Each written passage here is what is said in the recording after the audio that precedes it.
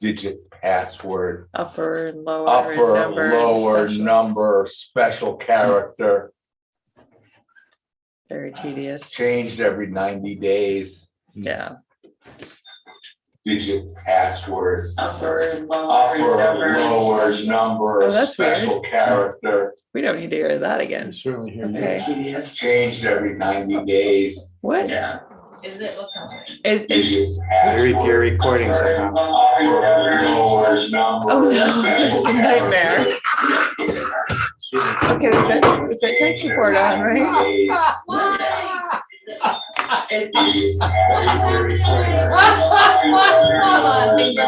It's on a loop. Where are you? I would just shut it all down. Restart.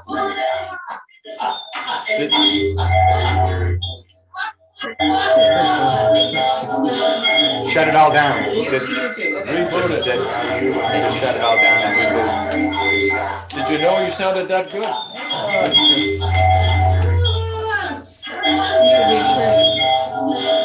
Shut it all down. Just Did you know you sounded that good?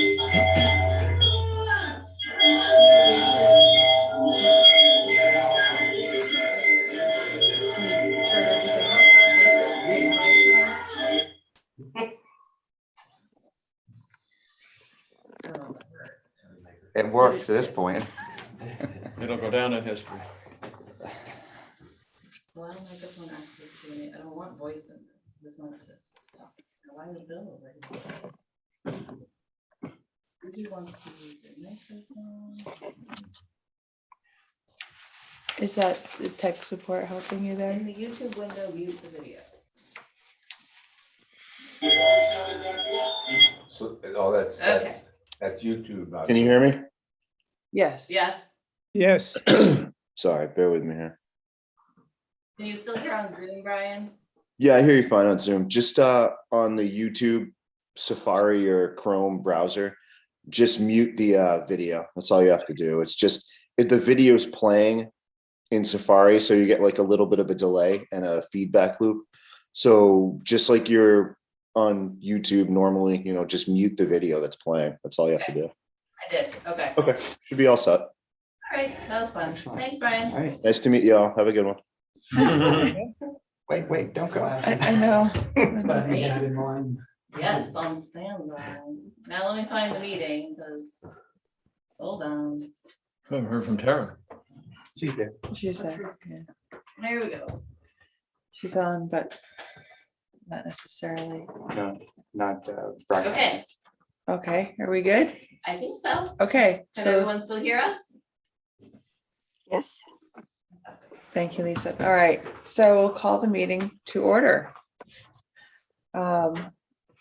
Let's start off with a roll call. I'll go around the table, then into Zoom land. Mike Capel, member. Terry Wade, alternate. Rich Rita, ex officio select board. Wendy Rathgeb, remember? John Racine, member. Bill Spence, member. Bill Larson, A member. Lisa, Alternate. and Rob. Rob Wilson, alternate. All righty, thanks, everyone. So we have Nancy absent. Why don't we seat Terry for Nancy? And go from there. All right, so we have a few minutes to go. Yeah. Yeah, so we have a few minutes to go through. We had tabled the August 12th meeting minutes, so let's start with that. Any comments, corrections, etc.?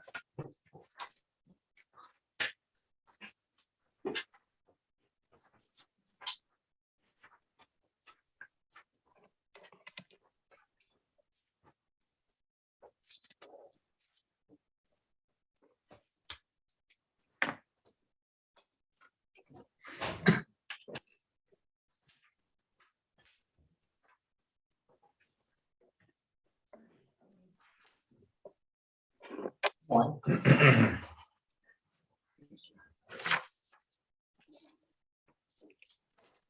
Misspelled my name, but I don't forget.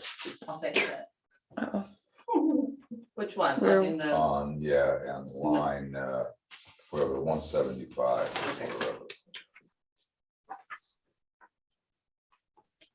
I shall fix.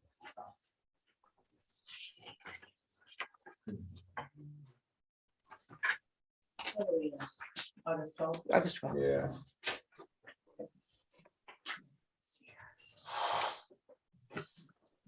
No comments?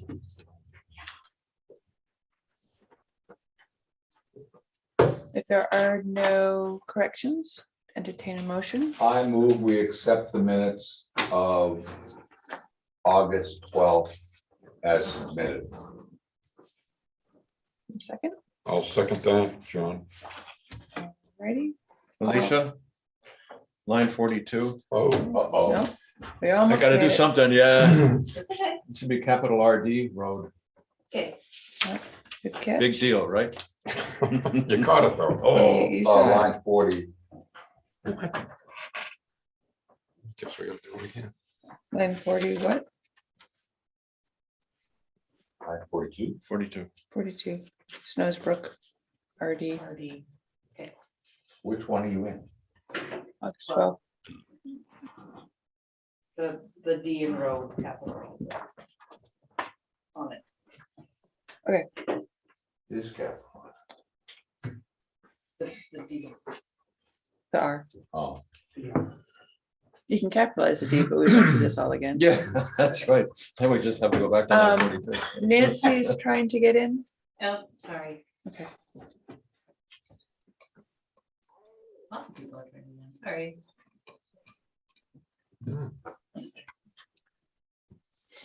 Okay. For those just signing in on Zoom, we're just reviewing the minutes. Okay, so we have a motion that's been seconded for accepting the August 12th as amended. So we'll go around. So Nancy's here, so I guess we'll, sorry, unseat Terry. okay, we love you anyway. So let's go around the table first and into Zoom for accepting August 12th. Mike Capel, aye. Rich Reed, aye. Wendy Rathgeber, aye. John Racine, aye. Bill Spence, aye. Bill Larson.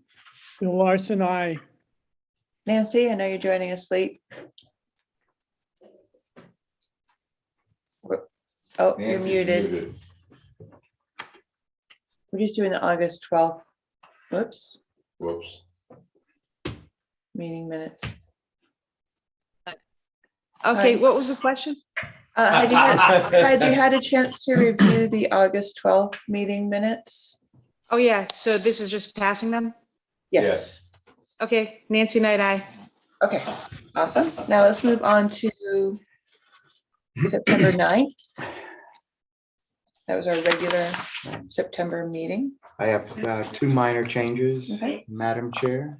Okay, Line 42, you do not need the semicolon. You can just either eliminate it or make it a colon. okay, Okay. Line 44, I would describe it rather than a small gravel parking lot north of Cascade, just say at the intersection of Cascade and Boulder Path. That may be more immediately understandable to a reader. Intersection of, sorry. Boulder Path and Cascade Ridge Roads. Okay.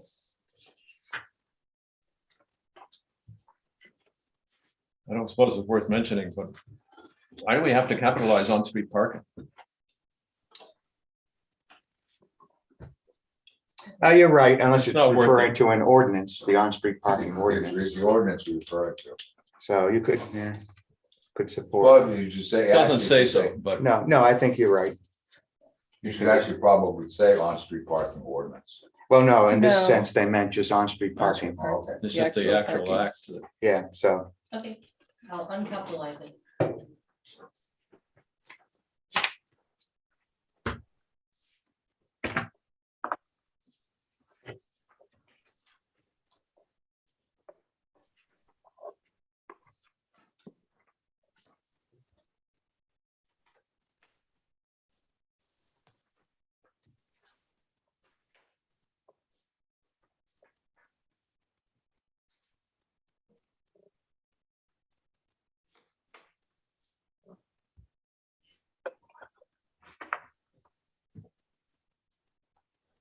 Oh, 6970, I had also requested that the article be kept in the binders for the board, just so we can refer to them in the future. It's minor. So just print them out. Or you want me to add this and kept in binders? Yeah, for future reference. Okay.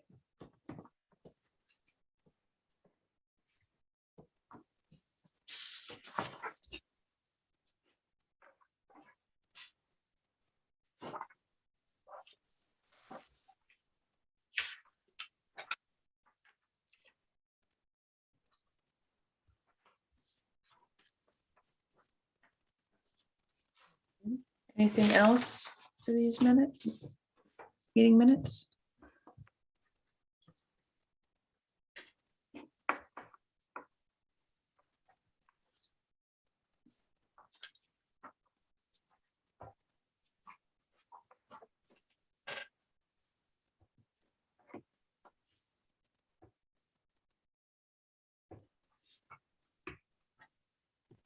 Don't interrupt you, Bill, but are we, yeah, very studious there. I don't want to rush things before you're ready. You can count on it, Wendy. Yeah, okay. You good? So if we don't have any other corrections,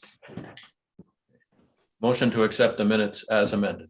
okay, I'll second that. alrighty, all those in favor, Mike Capella, aye. Rich, I. Wendy, I, John Racine, aye. And Bill Spence, aye. Bill Larson, Larson, I. Nancy. Nancy Knight, I, oops, All right, Nancy Knight, I. great, thank you. All right, one last minutes on the September 23rd, our special meeting. There was one quick thing on line 30. Instead of a special exemption, it should be special permit.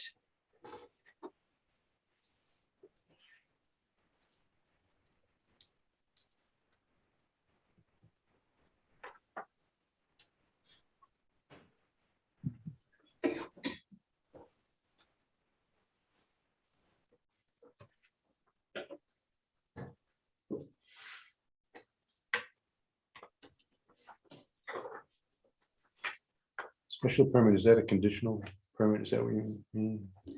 From the ZBA, it would be a special permit as opposed to a special exemption. As opposed to a variance? Yes, it's Yeah. not a Yeah, variance, it's I a think I just special. used the wrong word when I was listening. So it was- He didn't ask for a special exception, he asked for a special permit. And I just. Yeah, and it's how it was So the referred special to. Exception can only be granted if it's allowed in the ordinance. So there's the uses by right, accessory uses, and then there's the special exceptions. But those are. I understand that. I didn't realize there was an issuing of a special permit. I thought it was a Special variance. exception permit is what you're talking about. Well, he can only get a special exception if there is Period. a special exception. Permitted. Allowed in the permitted table, that- yes. Allowed in that zone. Right, Which- There's no special exceptions allowed, right, in that zone, so he would need either a variance okay. or he would need a change to the ordinance. Right. Well, you can put quotes around that and that's just his language. Yeah, that's his language, so you Yeah. could put quotes around it because that's what he said. Right, There's no such thing in our ordinance. Right, Okay, exactly. Right. yes, that's, will do. and it is also, I would refer to it in the previous meeting minutes as well. That's the way And the you said 12 special permit was there as well.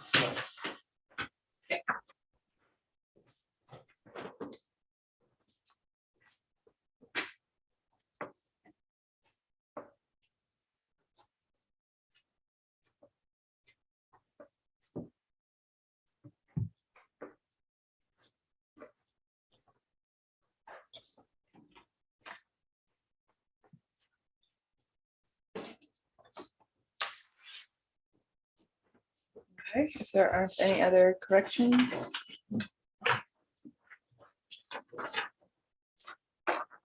a motion?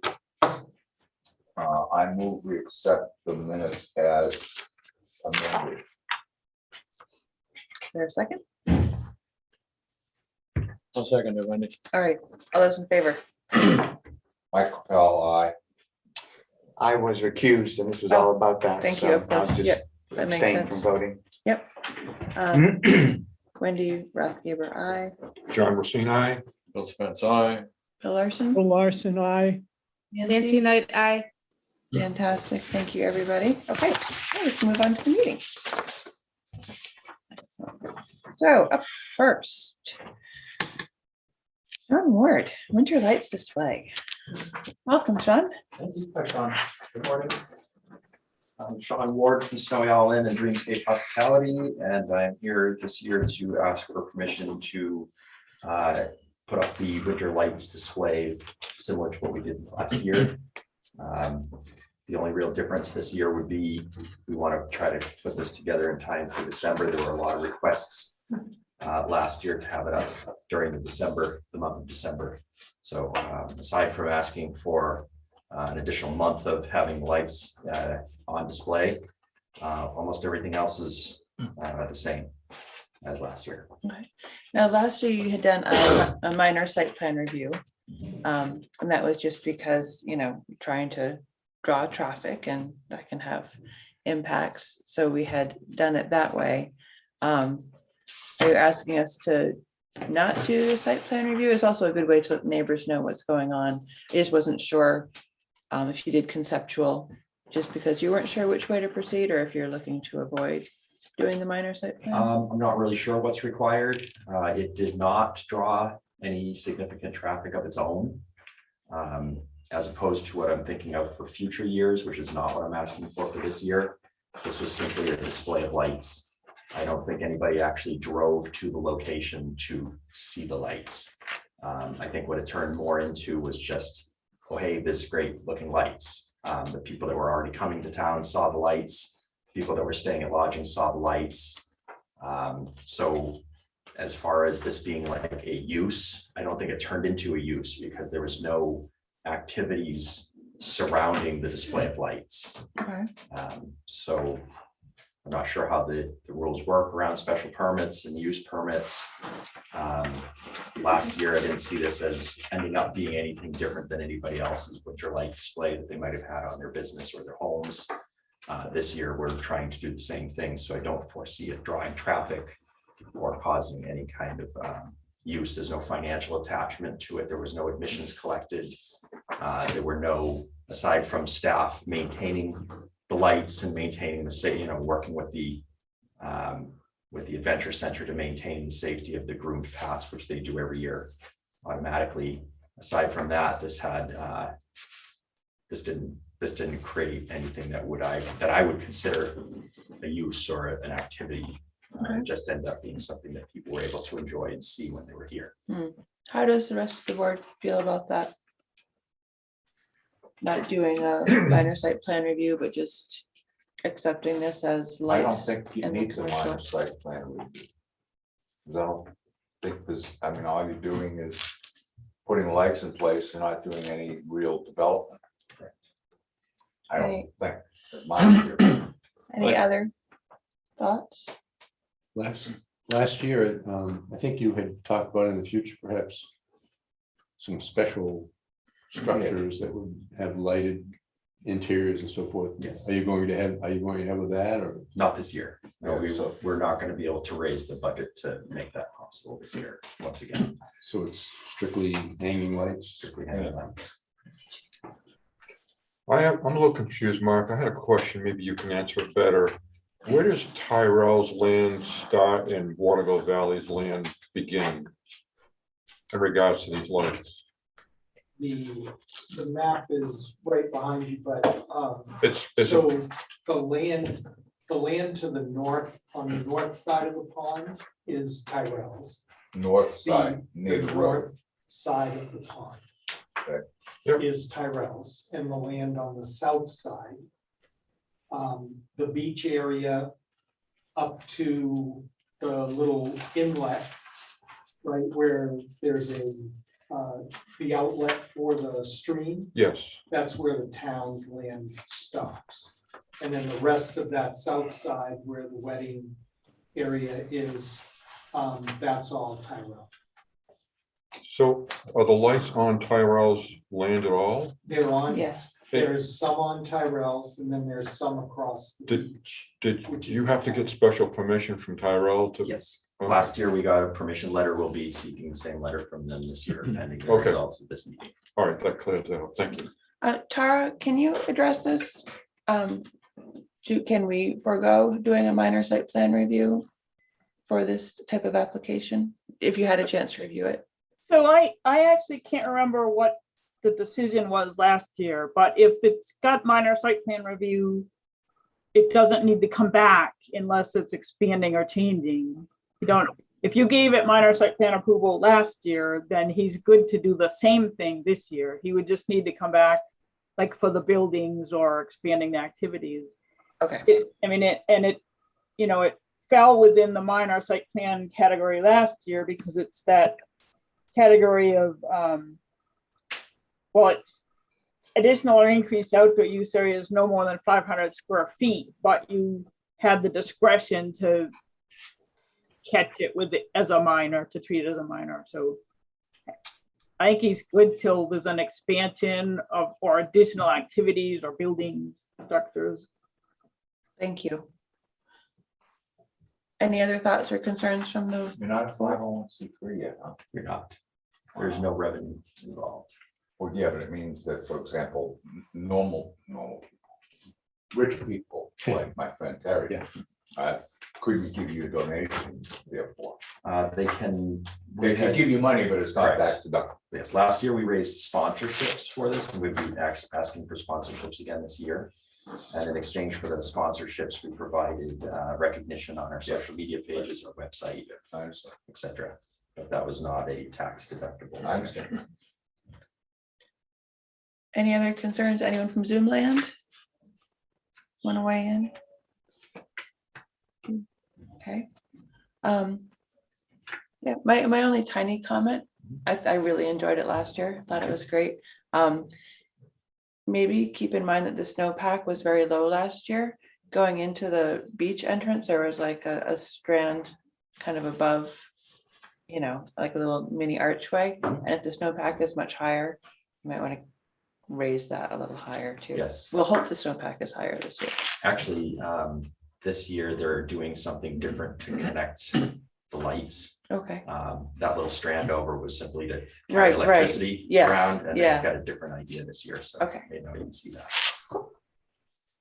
So what are the intended hours of, when does it start? When does it finish? We're hoping to start setting things up before Thanksgiving, turn the lights on after Thanksgiving weekend or the first week of December. And then we run them from about 4:30 in the afternoon till 9 o'clock. They're all on timers. They shut off at 9 o'clock, and we're hoping to run it through March 15th again, like we did last year. You touch base with Adaptive and make sure if you're just gonna string before Thanksgiving, that it doesn't impact the. turkey plunge. Turkey plunge. Okay, yep, I'll reach out to them. And also talk to public safety to make sure it doesn't impact the winter games. Okay. Special events. Yeah. All right, we'll do. The select board agreed to have the town land use Okay, with the with the understanding that it was going to be similar as to last year. okay. Do we need a motion? Yes. This was a conceptual consultation. Mhm. So we're not bringing anything. Well, Wendy, if We need to- you could vote maybe in line with what Tara Sarah said, said, that there's no need for him to come back in November, Oh, I see what you're because saying. it's a continuation of the same Gotcha. thing that you've approved. Okay, so. Could I just ask a question? That would be pending the receipt approval. of a letter from the Yeah. Tyrell that Yeah. you have permission to use their property. Do you want to go ahead and do the rest of that motion? Yeah, so I move that, I move that we continue the approval for the minor site plan review that was submitted by Dreamscape Hospitality LLC last year, on the basis that the display will be substantially similar to what they did last year. And we have a letter. They get the letter. Oh, yes, and the town settlement have approved the use of town property.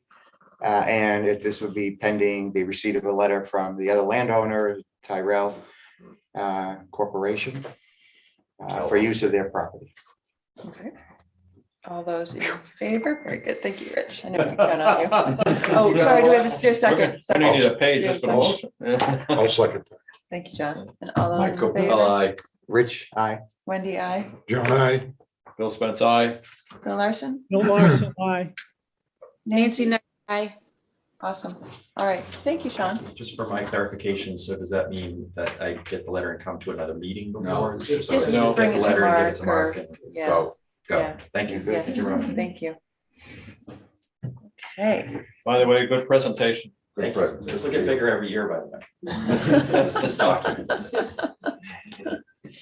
All righty. So now we have the chapel committee. Bertie, are you here for conceptual? Eric is probably, he's online there. Oh, Eric Barnes? Well, Yeah. we do most of the speaking, and if you have any questions, I can also answer them. And I do have a few little brochures if people would like to see what's happening as far as the chapel looks and what it's going to be up to, so. Okay. I would like to. Yes. that.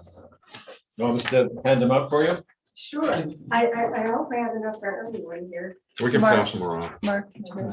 Yeah, can I just say one thing before they start? Yes. I just follow up to the selectmen's meeting, last night.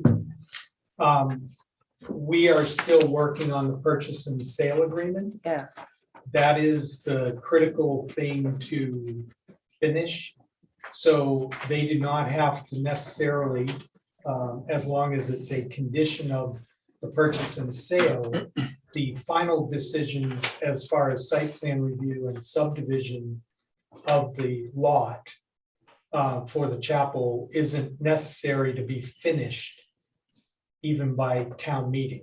Okay, so you're gonna have to go through both processes. But as long as it's just written down as a condition of the P&S, there's no hurry for the planning board to complete all of this work by March. So we're doing the conceptual today You're doing it just to, just to help get guide. some general feedback. And then they'll go back and start filling out the applications. okay, Okay, but there's no urgency. It does not have to be done by the second Tuesday of March. okay, Okay, so just want to make that clear. And the PNS is not finished yet. We haven't even seen a draft yet of the PNS, but they wanted to get before you to start talking about site plan review and subdivision before they did the PNS. okay. Thanks. Okay. Great. Good morning, Eric. Good morning, everyone. How are you? How are you? Doing well. Doing well. Thanks for having us. Shall we start with an overview of the project, or Mark? I know we had the slides from town meeting. Do we want to go through those to begin, or how would we like to go about this? We all have a handout, a 3-page handout. Is there something different than this that you guys are using? I can let you screen share if you have it, if you want to go that route, up to you. Sure. Is the 3-page handout just kind of an overview of the project with some drawings? Yes. Yeah. Yeah, it's the lot and a picture of the chapel itself. Okay. And the modified lot. Okay. Yeah, if you would let me share my screen, I'll be able to put that up on the screen for others to see as well if they don't have the handout physically.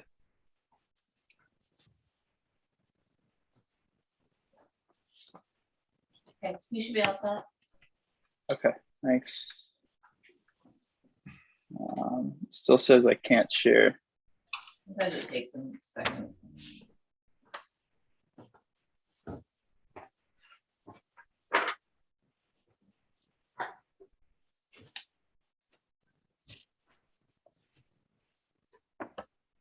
Is it still saying it? Try one more time. Yeah, it is.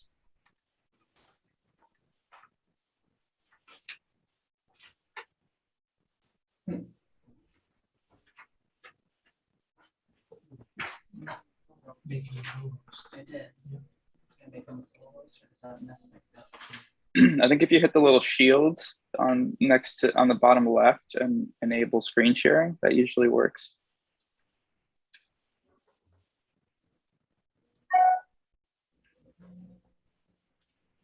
Participants too. That must change. Okay. There we go. Okay, thank you.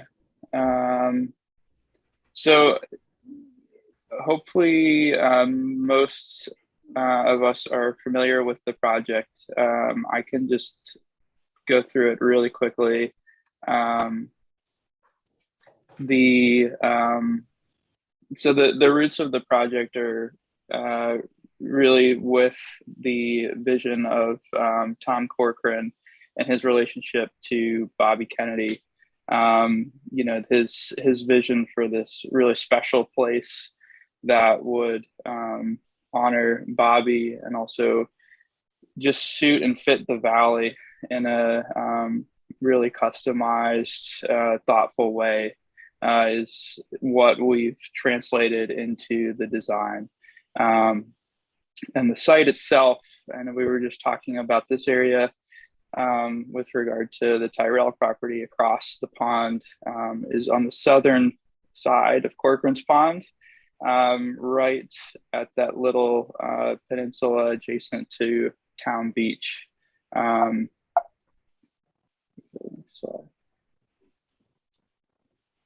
we designed it, you know, very cognizant of the immediate surroundings, from the pond to the views to sunlight to how you could access the building itself. So the whole design is the goal is to be very sensitive to the existing site and to future plans for the site as well. So here's a floor plan of the proposed design.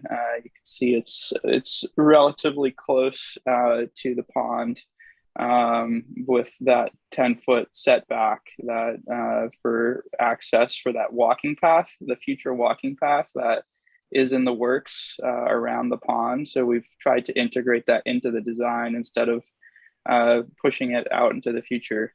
This is something that's you'd be able to access the chapel and the terrace from the future walking path.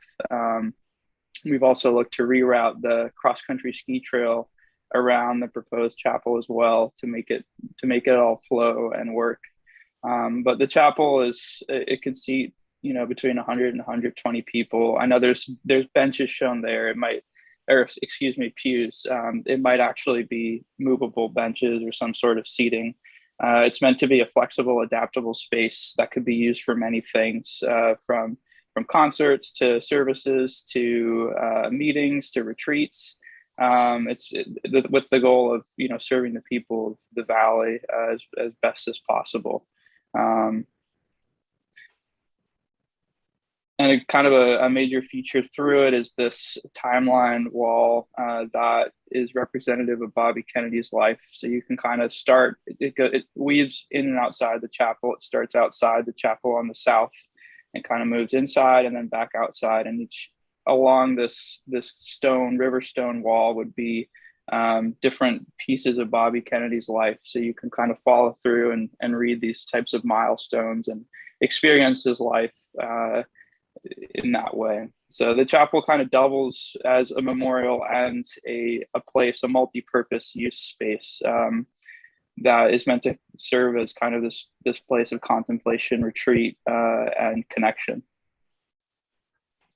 And a lot of the design is linked to the surrounding environment. So we took the geometry of Osceola, for example, and pulled it into the wooden truss system inside, and oriented the building to be directly on the notch or the ridge of Osceola, kind of mimicking this idea of two things joining, because the chapel will be used for weddings, a substantial number of weddings, hopefully.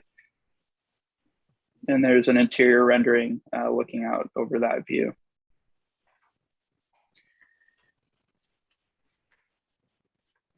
And the idea is at night, this thing would be a very warm, kind of welcoming place that would act as a bit of a lantern on the pond, and to give that area of the pond and town square even more vitality and life and warmth throughout the year. There's the entrance from the back as well. You can see that terrace on the right that you could have kind of spill out of events inside. And there's a view from the pond itself looking back up at the chapel. So the site plan, I'm just going to share a different screen. We have had a survey done. And the initial survey showed a property line that you can see kind of works its way. It's on the pond itself, and then it works its way around the site, kind of adjacent to the Golden Eagle Lodge and the town lot here, and then the Tyrell development to the east, and the town lot at the beach on the northwest here. So that was kind of how it was initially surveyed, but with some more consideration, we've gone back and looked at that. Actually, before I get there, we also did do a geotechnical survey of the site. You can see this is the rough building footprint, and we did 7 test pits to make sure that the site itself is buildable, which we found that it was. It's mostly glacial deposit, rock and sediment with some organics on the top that would need to be removed, with a relatively high water table, but nothing that would inhibit building on the site. So where did I put that? I think this is it.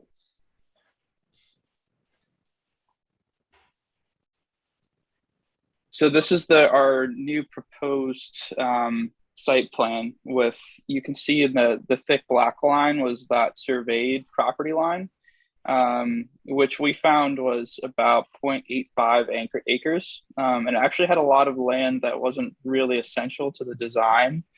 So what we did is we kind of looked more critically at it and found that this red dash line actually will enable us to create the design and do things like reroute the cross-country ski trail and get the chapel ready for the walking path.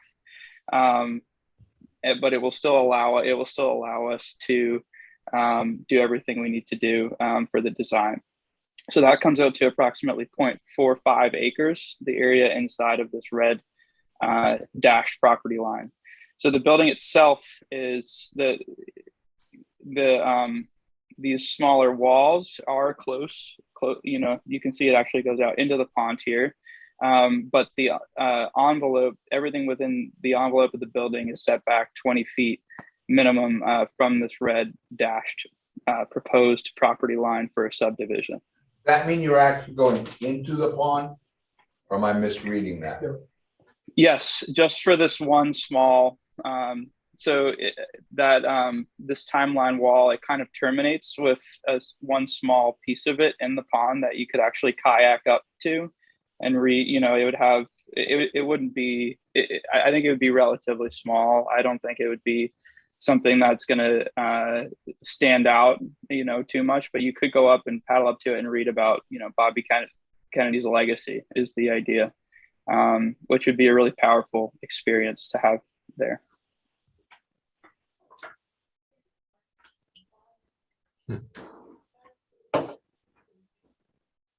let me just go back to that, the design presentation so that you can understand that.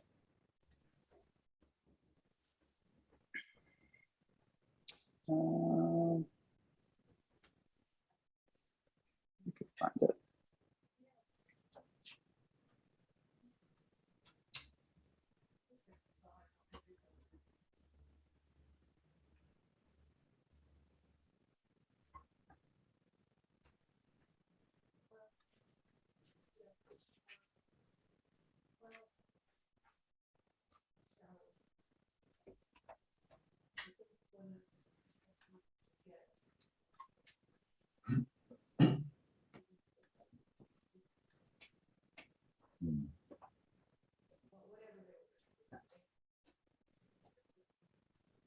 So there's that bit that would be out, in the pond as kind of this broken continuation of this timeline memorial wall, which is it kind of doubles as an architectural feature and memorial in and of itself.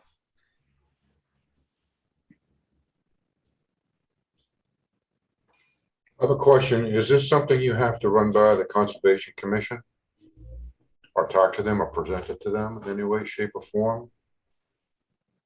Yeah, potentially we would need their approval. Yep. Okay.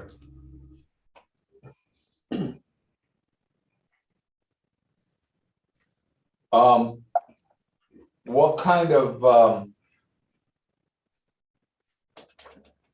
water restroom facilities are they going to be in the chapel, if any? So there's been some back and forth on that, just due to the fact that it'll be quite difficult to get plumbing down to the site. You need a significant pump room within the building or a pump station, because the closest invert is up near Corcoran's near Packard's Field, I believe. So I think what we're looking at is potentially one restroom that would be a composting restroom in one of these back bars here at the back of the chapel, without plumbing, but we would have some sort of running water down to the chapel. I had a question about the spire. Can you hear me? Sure. Yes. Yeah. Well, I noticed, at least on the kind of drawings or whatever that you've shown, representations, that on the side where most of the light comes through, the windows had a equidistant cross on them. And on the other side that was more solid, there were 3 kind of tall panels of light on either side. I was just wondering if any of that was representational. No, certainly not. It's purely architectural. I mean, the spire itself is meant to be a light monitor. So you can see in the diagram here, it's just to help get light down onto the altar. So it's actually designed for the solstices to kind of maximize the amount of sunlight that can get in there. If we go back to a section, I actually have it in a different drawing I can pull up in a bit. But the idea is you get the, because the site is almost directly oriented north, that this area could get dark particularly in the winter time. So the idea was, it is reminiscent of a steeple, but really the purpose of it is a light monitor, to bring in that warm light onto the altar. That's kind of what the design is meant to be used for. Yeah, I mean, just so you know, like in Eastern Orthodox religion, that cross that's equidistant is a Christian cross, and the 3 could represent kind of the Holy Trinity. And I just want to make sure that we're not proponents of any particular religion, and that we're not any particular religious symbolism in this, especially because it's a town building. Absolutely. So Yeah, I want to absolutely. be careful of that.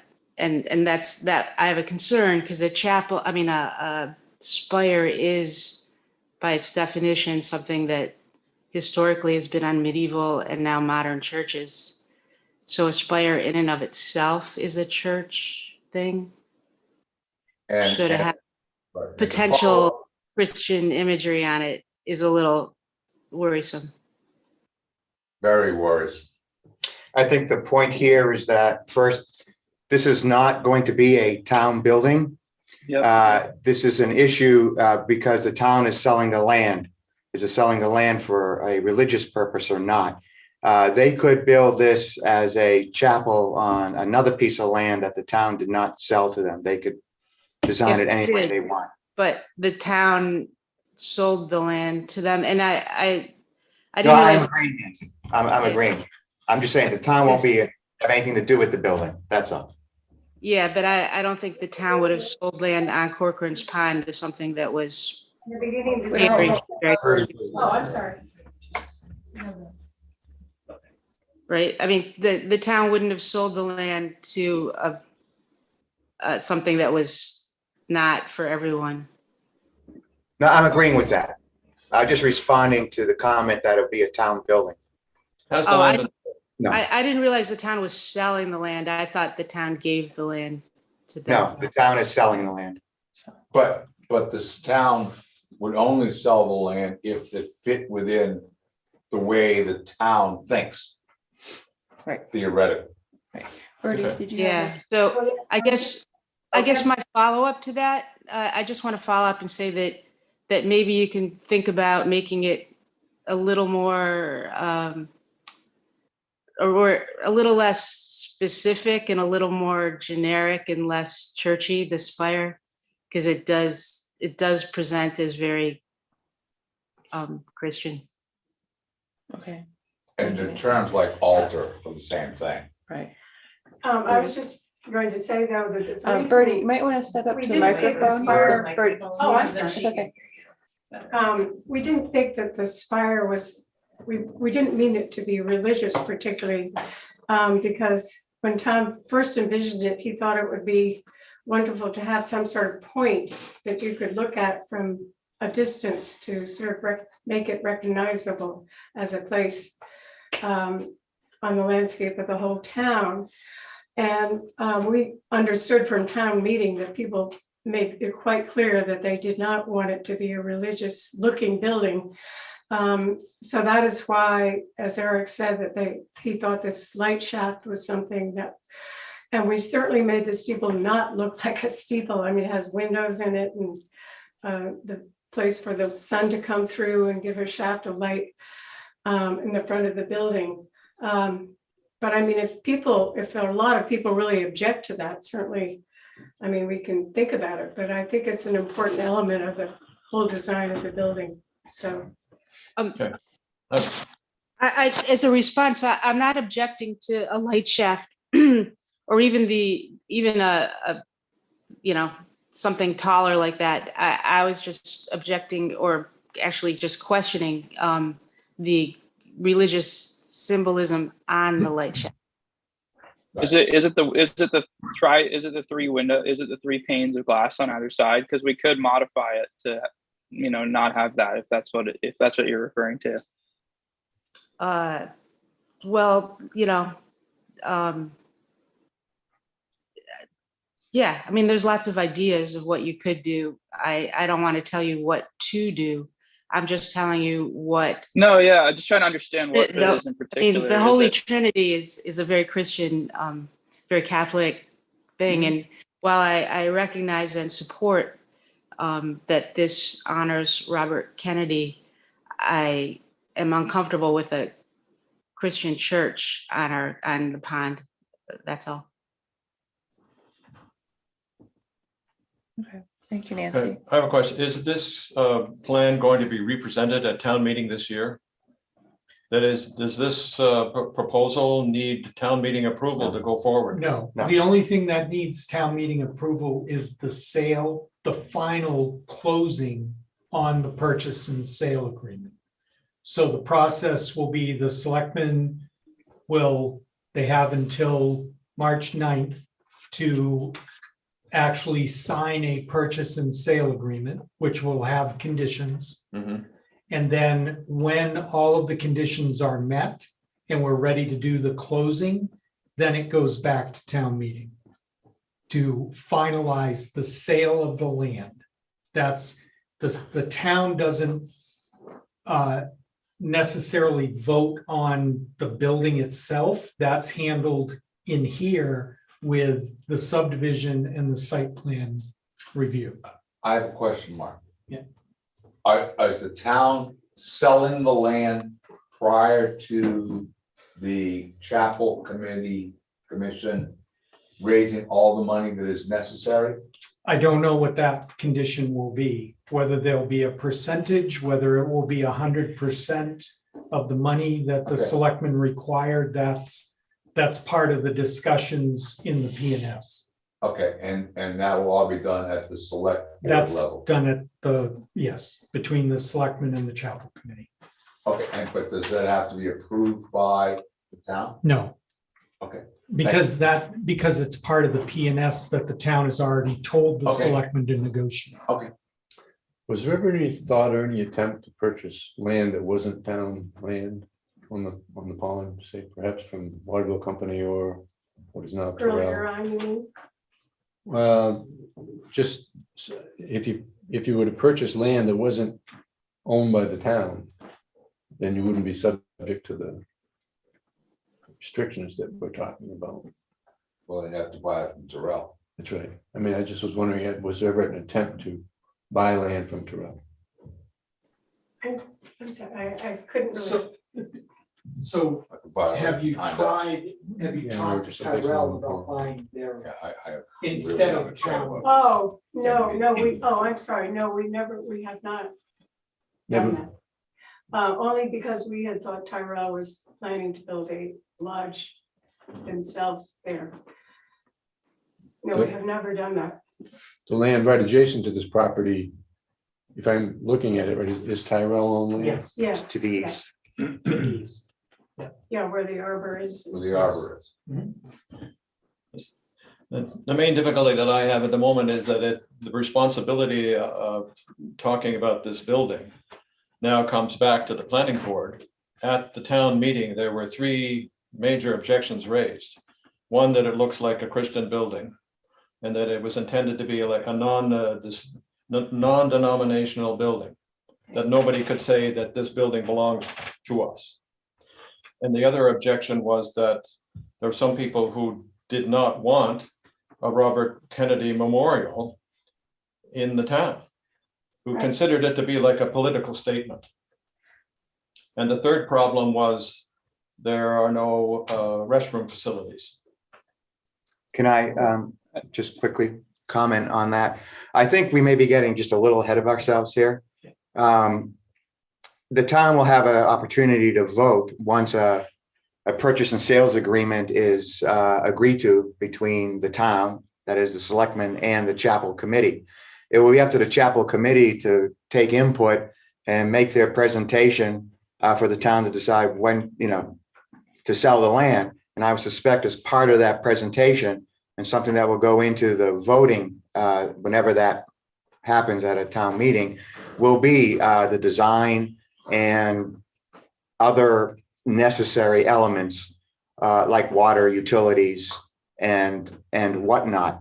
So we have nothing in front of us that says exactly what this thing is going to look like when they finally. Well, that is their proposed at this point. But as they talk to more people in town, I think things may change. That's how I see this discussion, just the recommendations or things to consider going forward to get final town approval. Well, as I understood, I'm confused. I apologize. Yeah, that's why I raised the question. I apologize for being confused. What I thought Mark said is that the select board is going to be negotiating. We have been is negotiating in discussions. Continues to negotiate a purchase and sale agreement with the chapel committee. Right. All right. And once that they have finalized that, along with whatever conditions they put on it, that it will be the purchase and sale agreement between the town and the chapel committee. Mhm. That will not have to be approved in any way, I think that's what Mark said. No. No, the No, purchase and It sale. have to it be will approved. That's have the- to be approved. Right, The closing will have to be Right. approved, okay? The wording of the conditions and all of that are up to the selectmen. However, before the actual deed can be transferred and the closing happen, that needs a town meeting vote. So the town will get another say in approving the sale of the property. Okay. So, I understand. it's not So it all still on the goes back board. to the town. Yeah. However, the planning board has to approve the subdivision that's being proposed, that red line. Yep. And you have to, just like you would any other subdivision in town, and you have to approve the site plan application that they submit for that building and grounds. Okay, and what we're hoping to get this morning is some guidance from you to them about what they need to address in those two applications.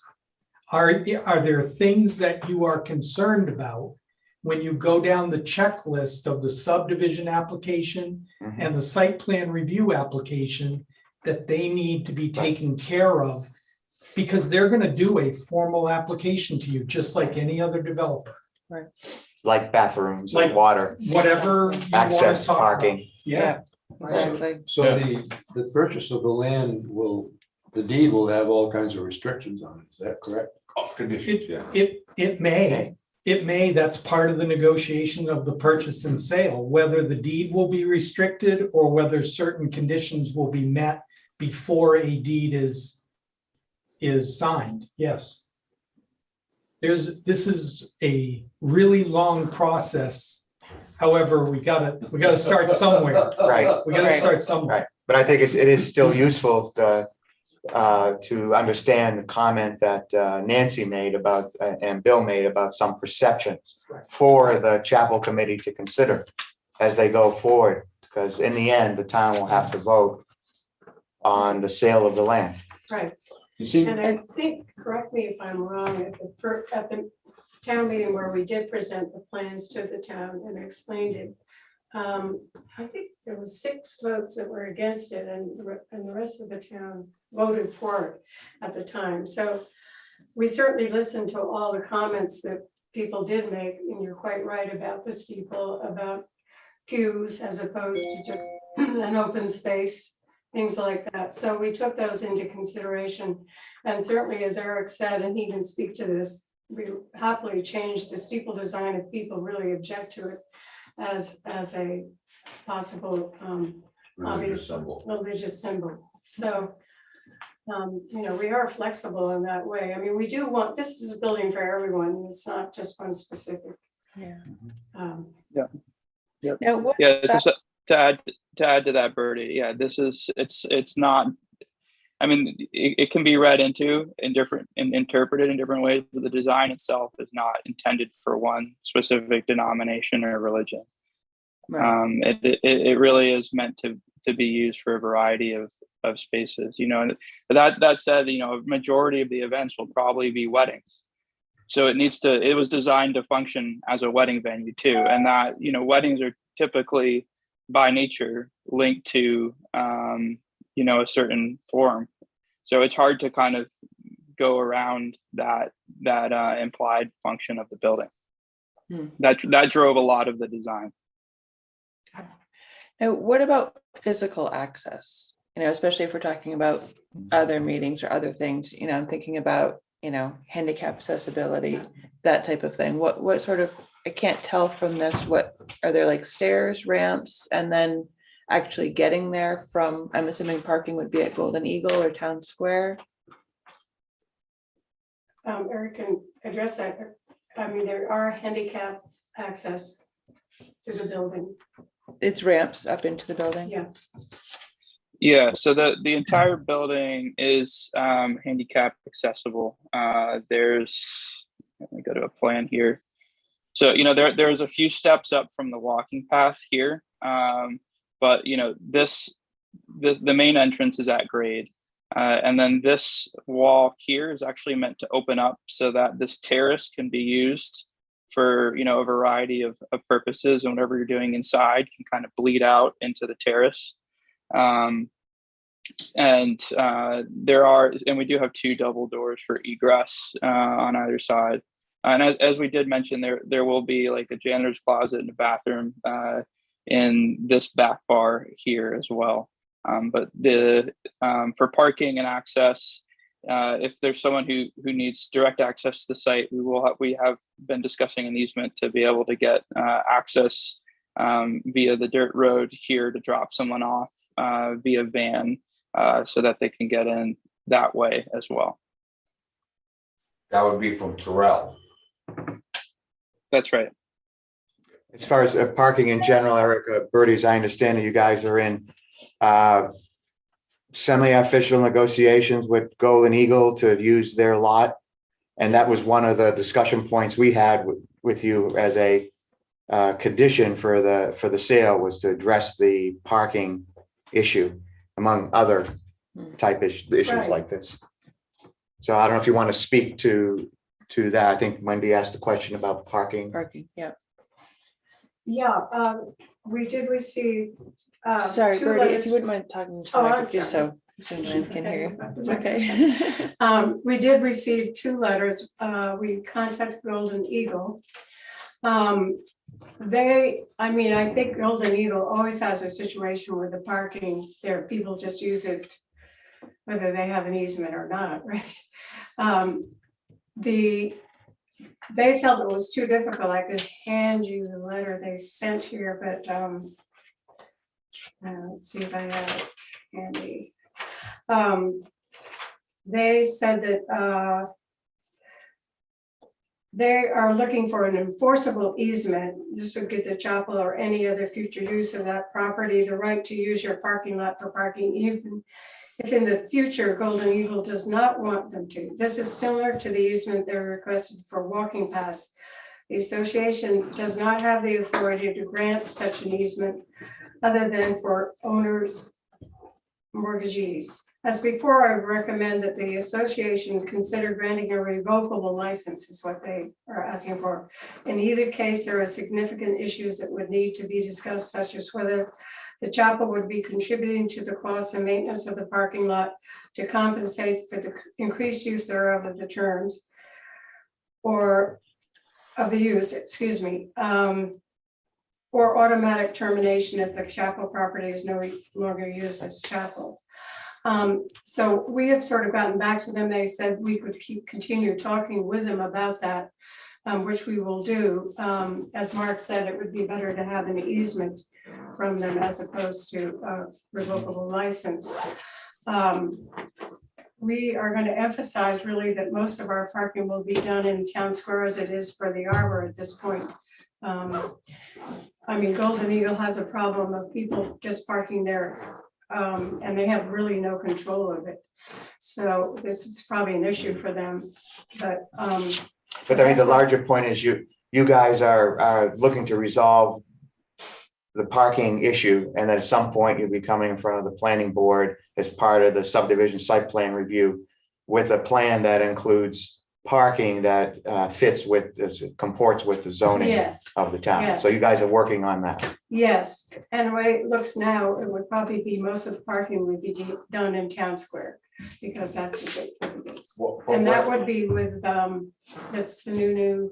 But the Sununu, the Tyrell, Sununu, whatever Right. term you're using, master plan, which I know you've seen, and I have a copy at home, kind of moves that entire parking lot. I don't know what the direction is, Mark would know, but it moves it all around. Moves it all around. Moves it all Who around. knows where it's gonna. Yeah, I go ahead, but moves it significantly from where it is to somewhere, all right? Which may not be as convenient for the structure. Did I say that properly? Just so that you I know you know, understand, and I'm just making That- sure that It's a good piece of advice that they need to Yeah, discuss I mean, this you further with understand. Tyrell and their plans Right, about the parking Yeah. lots in Town Right. Square. I mean, we all understand that there is a parking situation which right. they may or may not solve. And I think also, I mean, Eric didn't bring this up, but we were also thinking that the chapel would only be open 7 months out of the year. So that during the winter, it would not be an accessible place because of ice, snow, plowing paths and that sort of thing. Obviously, they need to get access to it in case of a fire or something like that. So plowing and all of that thing. Access to the Tyrell would be important. So is it not heated? No, well, we're gonna put heating in under the, maybe Eric could speak to that. Eric, do you want to speak to Yeah, that? yeah, we're thinking about to make it, you know, three, you know, 3/4 of the year occupiable, to put a radiant slab in with some minimal ventilation, trying to make it as energy as efficient as possible. So that would just help mitigate some of the spring and fall weather, because that, you know, that's still wetting season. And, you know, as long as there's not accessibility issues with snow, we'd want it to be able to be comfortably used. Okay. Eric, this question is for you. I'm kind of concerned about the land itself. Can you explain to me a little bit more about the cross-country ski trail? You're going to move that. Can you tell me what you're thinking in regards to that? Sure. Yeah, and we've vetted this to some degree, although there's be more discussion required with Ian and the Waterville company. Let's see if I can. I'm just going to switch screens to a different plan so we can see it better. 1 second. Yeah, that's the one. So you can see the existing trail it's a little bit hard to see, but it's this dashed line. It basically goes right through the middle of the chapel now. And for the groomer, I think we said it was 12 feet width that's needed. And so what we're thinking with the rerouting, we did check to make sure the width is there. And I'm actually an avid cross-country skier, so I'm invested in this. But the clearance is there to kind of reroute around, and you'd actually be able to go right down by the stream here. And it would kind of turn, you know, with all the radii that you need to get you back onto the existing path where it comes out onto the beach now. It's not going to interfere with that little stream that's in there. No, I mean, there is this giant boulder here, but there is enough width between the boulder and the stream for the path itself. Okay, thank you. Yep. Yeah, I'd like to ask a question. Go for it, Bill. What is this property zoned as? Commercial one. Commercial one. And what would it stay? Would it stay commercial one? Or, Yes. so you're not proposing the zoning? So we would need a list of, I think we would need a list of all the activities that you plan to use this building for, to make sure that it conforms to the zoning. Yes. Gotta call Craig in.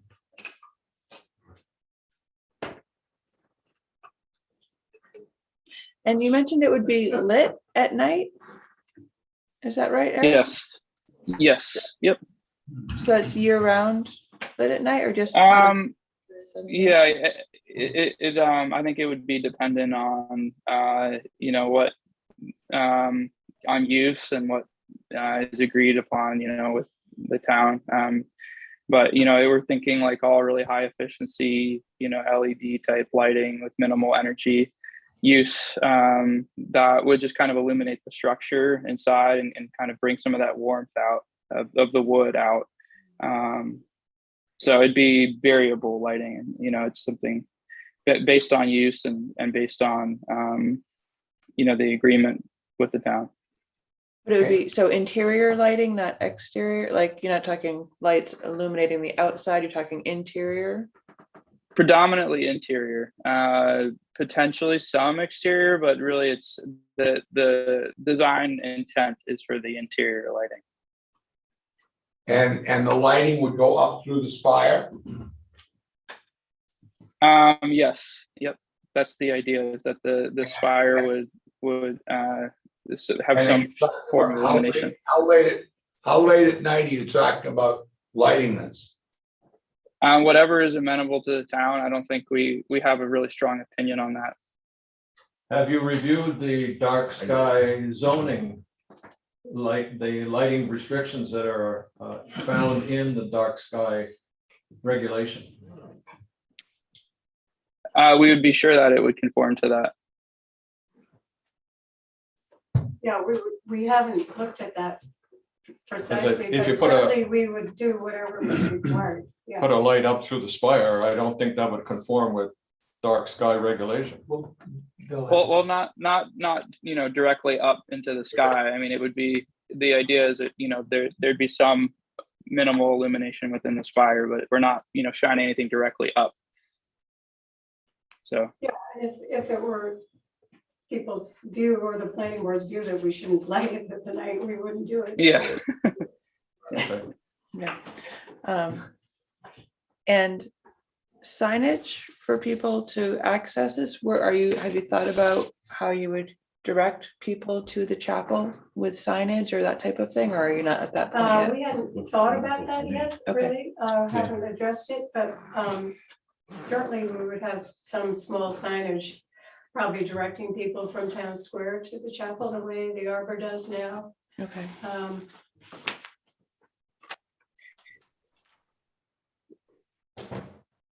One question, so that lighting question, the dark skies requirement, you know, we are looking at potentially getting the building a LEED certification. So that would also, you know, automatically inhibit any uplighting on the, you know, like things like in the steeple, you know.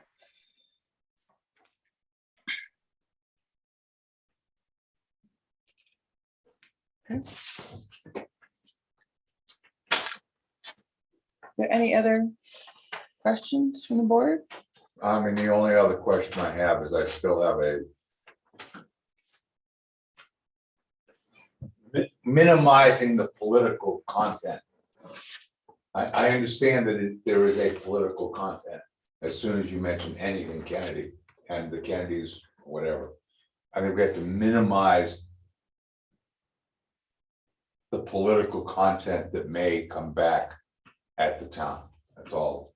It is still in the town, and we don't want the town to have a political overtone. Correct. I like that term. Yes. You know what I'm saying? I'm not objecting. I'm just. But at town meeting, this was a major objection. Well, it is a consideration. It's significant consideration. It's the Robert F. Kennedy Chapel. Yeah, how are you gonna? So if the town votes that way, the town votes. How are you gonna dilute that? I understand. I'm not making anything against the Kennedys and Robert Kennedy and the Kennedys in any way. I'm saying that we as a town do not want to have a political overtone to the Well, town. but that's a town meeting issue, No, that's no, not I a understand. planning board issue. Right, yeah, I understand that. They don't Okay. go there. Yeah. Why? No, I understand. I just, what about other utilities? What are your other questions? Because you gotta give them something to work with. What are gonna be your requirements for water, sewer, access? Well, What do has you? some of this does, as far as water, sewer, etc. Are you looking to tie in with a future bathhouse that the town has been trying to plan? I mean, if the bathhouse is constructed, I would assume that would allay a lot of these issues, but if it's Well, not constructed, I think, how do we? well, that's what I'm asking. Are Yeah. you gonna want this as a standalone structure? Just like you would other commercial structures? Or is it gonna be okay for them to say, we're gonna use bathrooms in a other locations, Right. and you're gonna credit them with that? So that's the question. Do they need water? Do they need sewer in order to submit a site plan review? Right. The select board has strongly recommended that the chapel committee not depend upon the proposed Potential.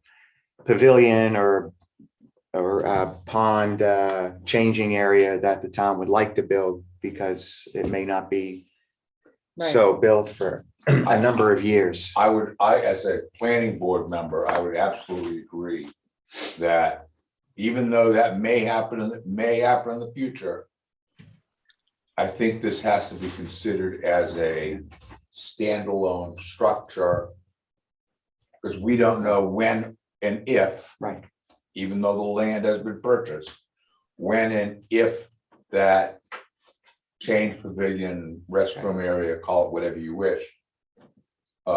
We don't know when or if that's going to happen in the future. So I think this has to be a standalone structure in my view. I think that's correct. That is, if we were reviewing this, this is a building in commercial zone. If we were reviewing any other building that was going into the commercial zone, we would automatically require that there be sewer and water. And while you're at it, that any other building in commercial would have to have adequate parking facilities, whatever arrangements you make.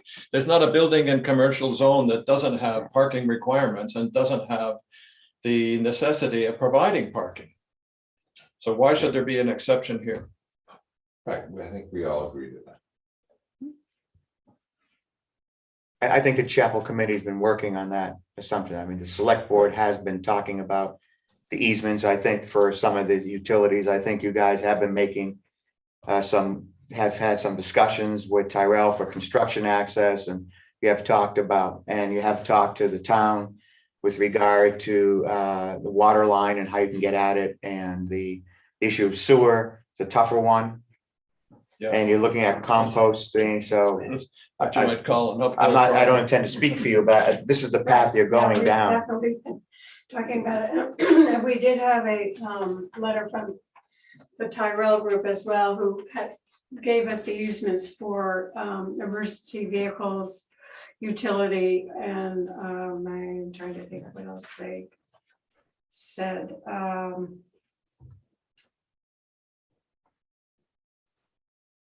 We asked them about the water, and they said the closest tie-in would be the line that runs by the Golden Eagle.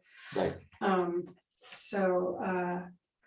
But they were pretty willing to work with us, the Tyrell group. Okay. So we have been in touch with them too. So we're working with both those groups and with the town or town square. Great.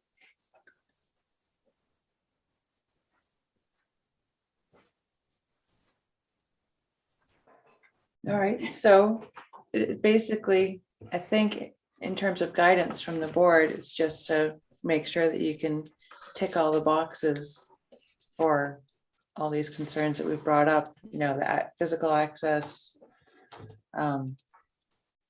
water, lighting, sewer, and any, you know, minimizing any potential, even if unintended, religious overtones. Would all be important.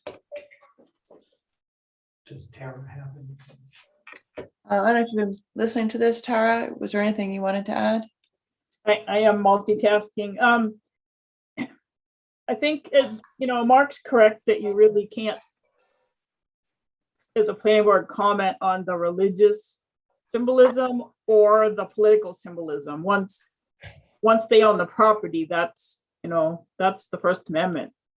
And but the only thing I heard that I had any concern about at this point was the possibility of a revocable license for parking. That, of course, the planning board would need to see, the permanent plans for parking to approve it. Right. And I'm happy, I assume that you'll want me to work with the applicant and provide some guidance and make recommendations as they go along. It's a lot smoother when they know what my recommendations will be before they get in front of you. Right. But as I understand it, that won't be for a little while. Okay. Okay. Is there anything else that you need from us, Bertie or Eric, or any? Are there any? Oh, go ahead. I'm just curious as to, you say there's negotiations going on between the town and the committee or whatever. Discussions for selling a piece of land that's right along the pond. And I just wonder if there has been any curiosity as far as the town is concerned as the value of the land right adjacent to it that's owned by Tyrell. How does that compare? I mean, is that coming into the? We are discussing the value, the ultimate price that the chapel committee would pay. I think the redesign here to a smaller footprint, a smaller area to sell, gives them a comparable. I think the land we purchased just adjacent to it a couple of years ago was about the same. 0.43 acres. 0.43, and their lot here is 0.45. 45, so that gives us some point of comparison as to what the value of the land may be. And we're gonna go through a complete reval in 2022, so the value of that lot will be well known. But that lot that we bought, whoever we bought it from, for Waterville Company. from the Waterville Company, was not on the lake. It was not on the pond. It's adjacent to It the was beach. Adjacent to the beach. It was above the beach, so that it was not. That will be- Theoretically, something that is on water is always theoretically more valuable. That in will be theory. taken into account. No, no, in I'm the sure of it. assessment. Yeah, I'm sure of we'll take that. Yes, Bill? Wendy, we haven't talked about it yet, but is everybody around the table satisfied, happy with building a stone structure in the pond? Not especially. No. May I say something? Please, Lisa. I don't think it's the right location for this kind of building. It's not the right location. You have to find another location, in my opinion. Why, Lisa? It doesn't seem to fit. Then it becomes, like Nancy mentioned, more a religious type of thing. If you put it way up, because usually it's where a church stands, right in the middle where the town center is. And that kind of would take away some of the religious purpose if you put it somewhere else. Okay. It's just a comment. It's my opinion. But I think the other comment, and I know it's going to go to the Conservation Commission, which fortunately I'm not involved with. But the pond, piece, EPA. the piece, what? DA. The piece that goes into DES. the pond, TES. I think we've got to think about that. Yeah, I mean, I think Eric would also agree, we can certainly change that. I mean, it's It not, nothing is really. Yeah, I. No pun intended. Yeah. It- Well, It's again, on that's, that, We don't I really mean, need- that, We don't need to go there. that's a, Right. Yeah, that's a that's- DES. Well, Potential. it would take a wetlands permit. Right. But we're not There there yet. yet. Yeah, But it yes, takes a it is a lot. concern, and I think the chapel committee should just write the concern down. Yeah, Yeah. That the element that is Sure, the word, yeah. included into the pond is a point of concern. yeah, Yeah. and we have They should discussed look it that up. too as a committee, so. No, I mean, we're certainly flexible about things that people. But you're buying but the way that is set, my concern is, because once you have all the conditions that you have with the wetlands and everything else, you are indeed purchasing, as I read that, a piece of the pond. As I read that, I could be wrong. Yeah, would- no, Well, I don't, I It'll be don't, the first time the since land, 9/25. the actual boundary You understand what I'm saying? The boundary won't go into the pond. The stone structure would be a part of this project, but it would be in the pond, which is going to remain the town's.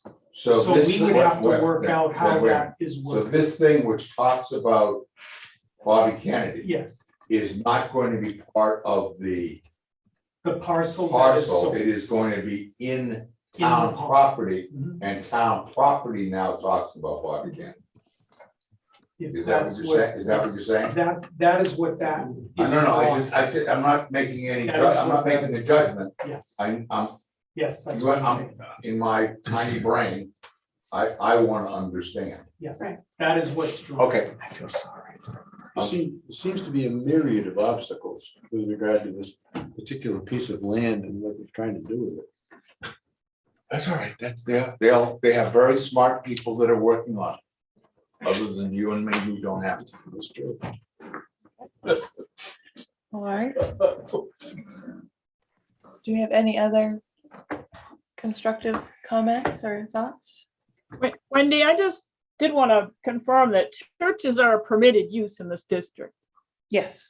Yes. So there's no need to disguise the chapel Right. as the town's requirement.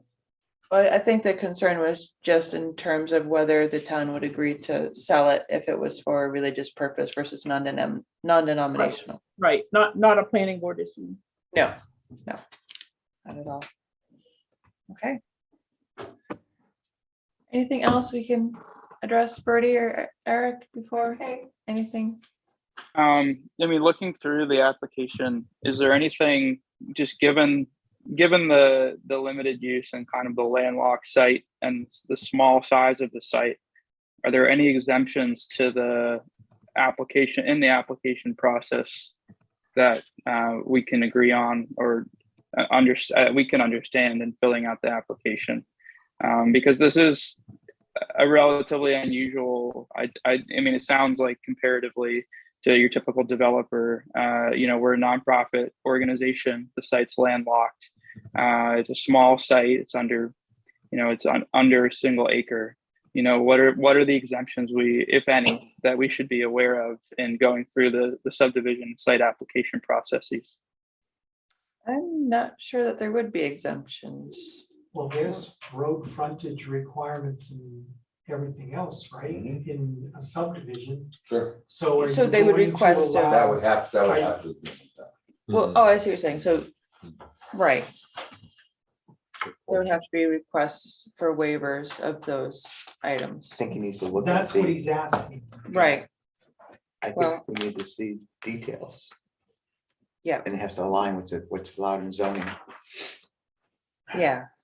I So mean, we would definitely need to Eric, I run think through. You would need to list out the exemptions that you see in going through the subdivision application. Make a list of the exemptions that you would need.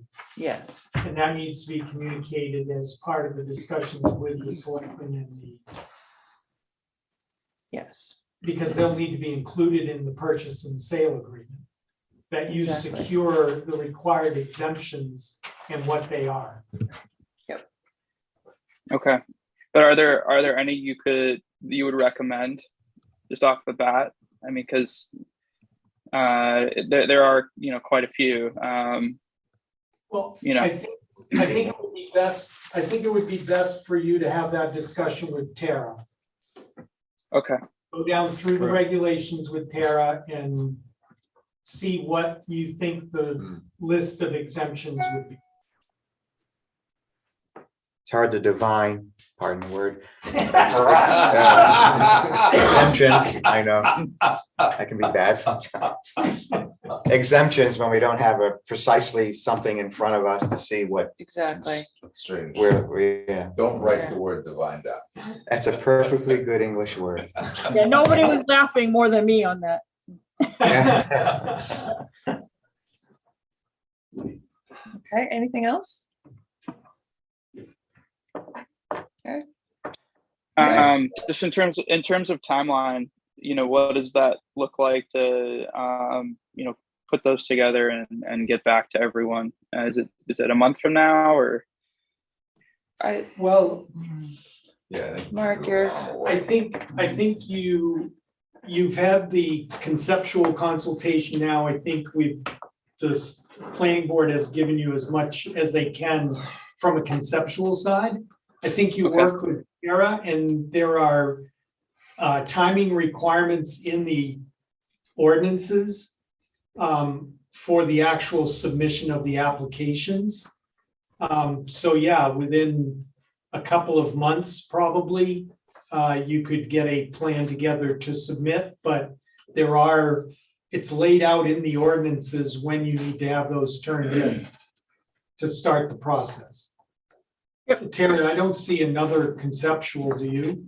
No, but it might be advisable to do design review where you do involve the public and have few more details, and that's a way to get the planning board feedback before you do a lot of the engineering and whatnot. A little bit more concrete. Okay, then if you and Eric work that out, we can set that up, whether it's November or December.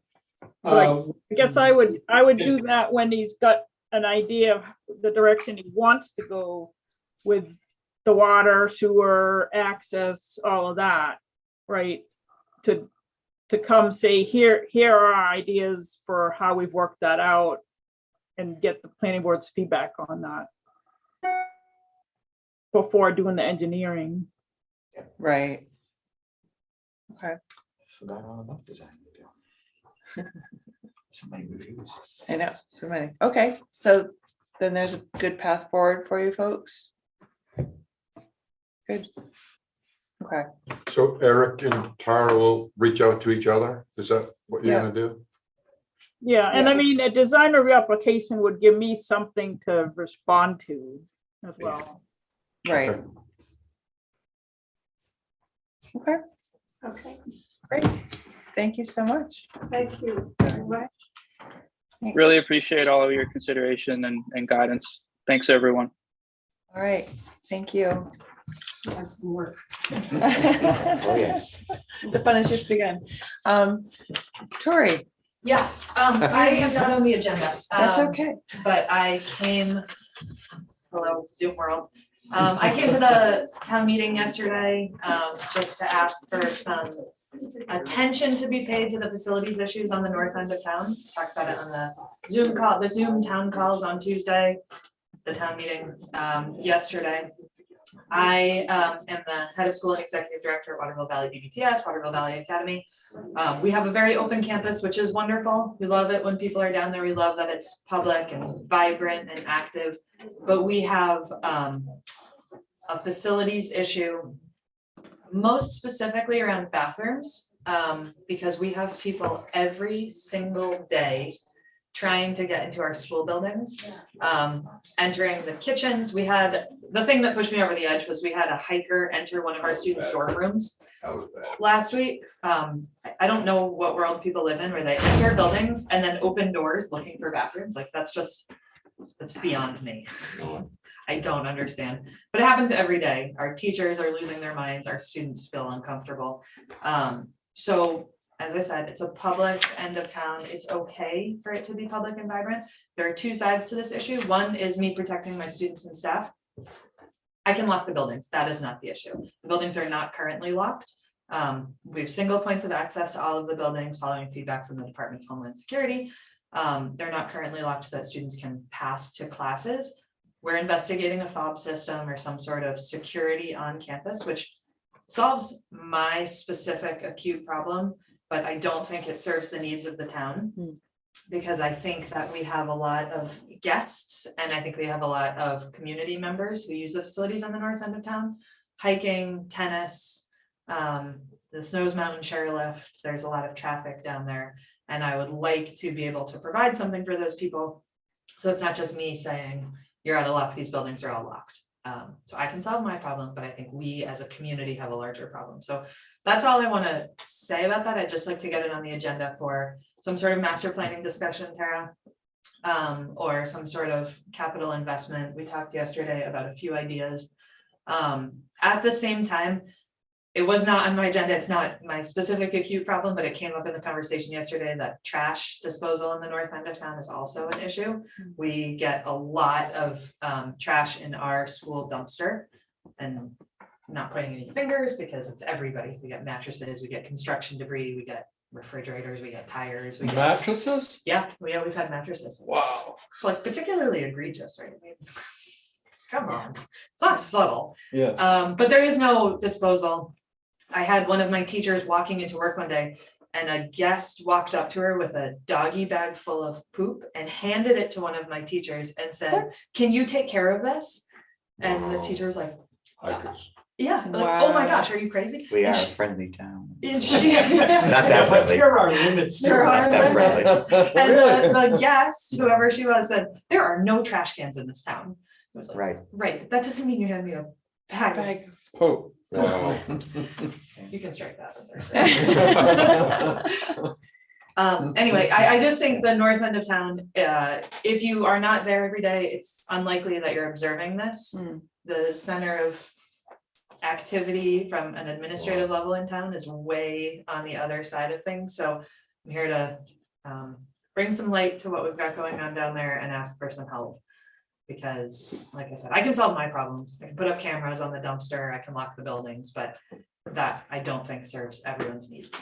I appreciate that. It is a legitimate issue. Wendy, could I? Speaking as a tennis Yeah. player, Yeah. we see all kinds of stuff happening down there that should not happen down there. Right. So Tori brought this to the select board yesterday and we discussed it.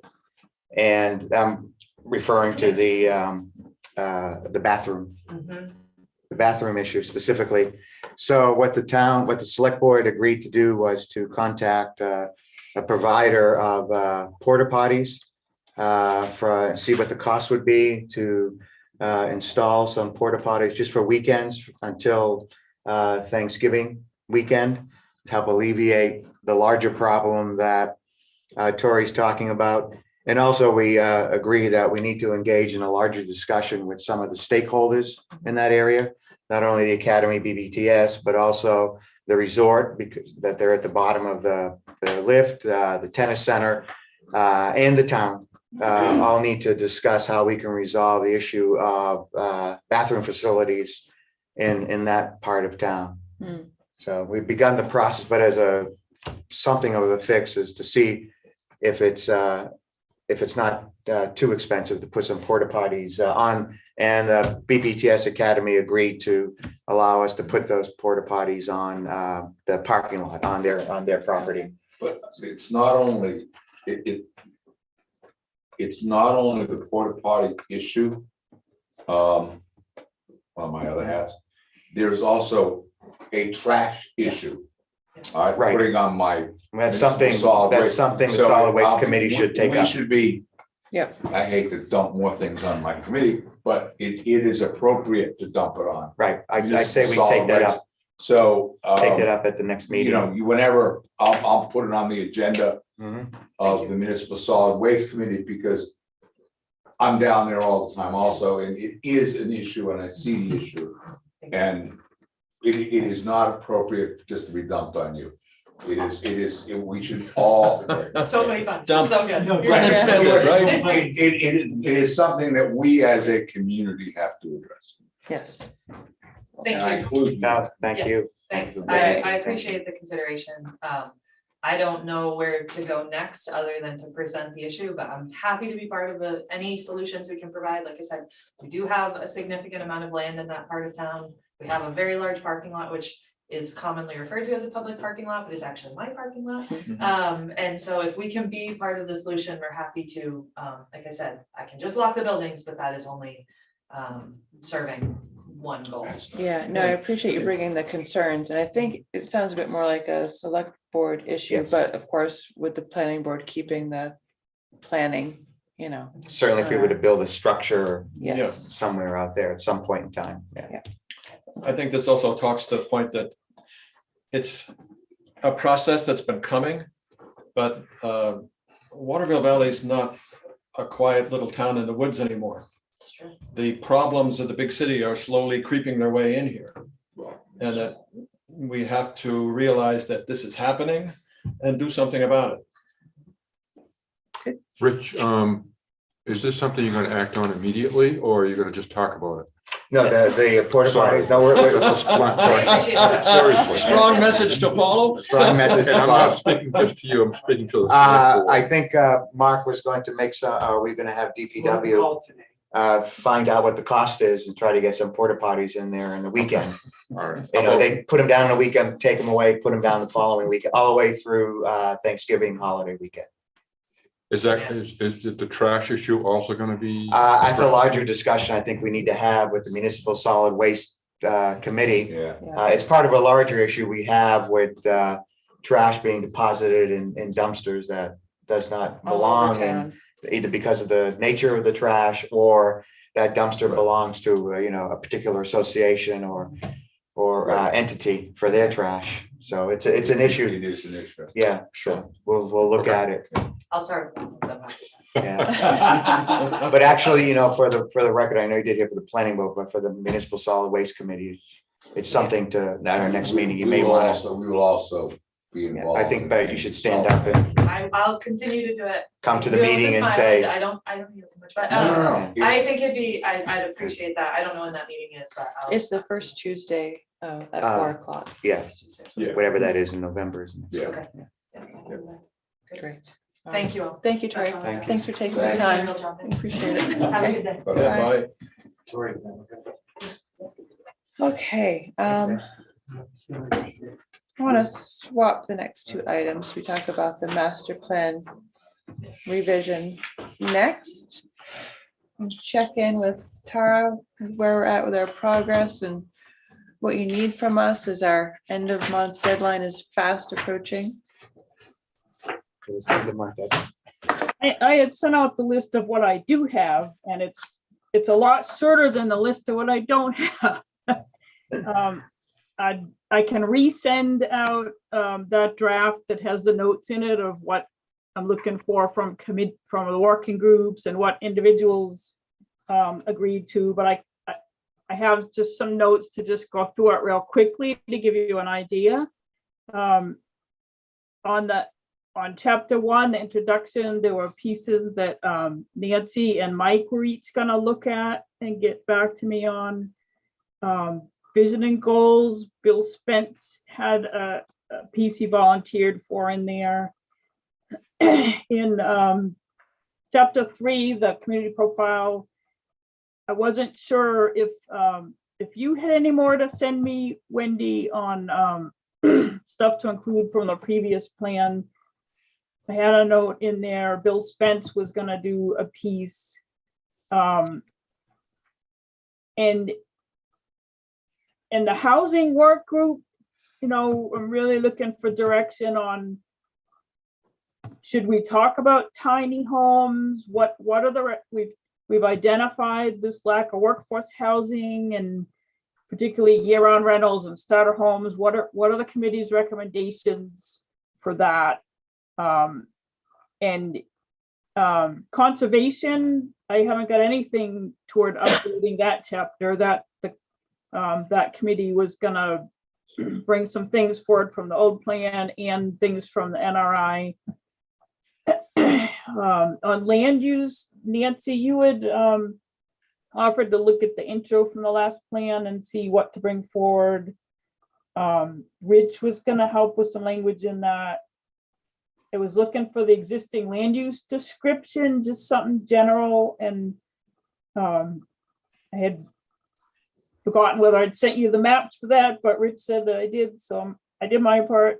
The economic work group, I think some discussion about, for you guys to sit and brainstorm of what might be your thoughts on trying to diversify the resort economy to increase resilience. What we've said we need to do it, but what might be some ideas?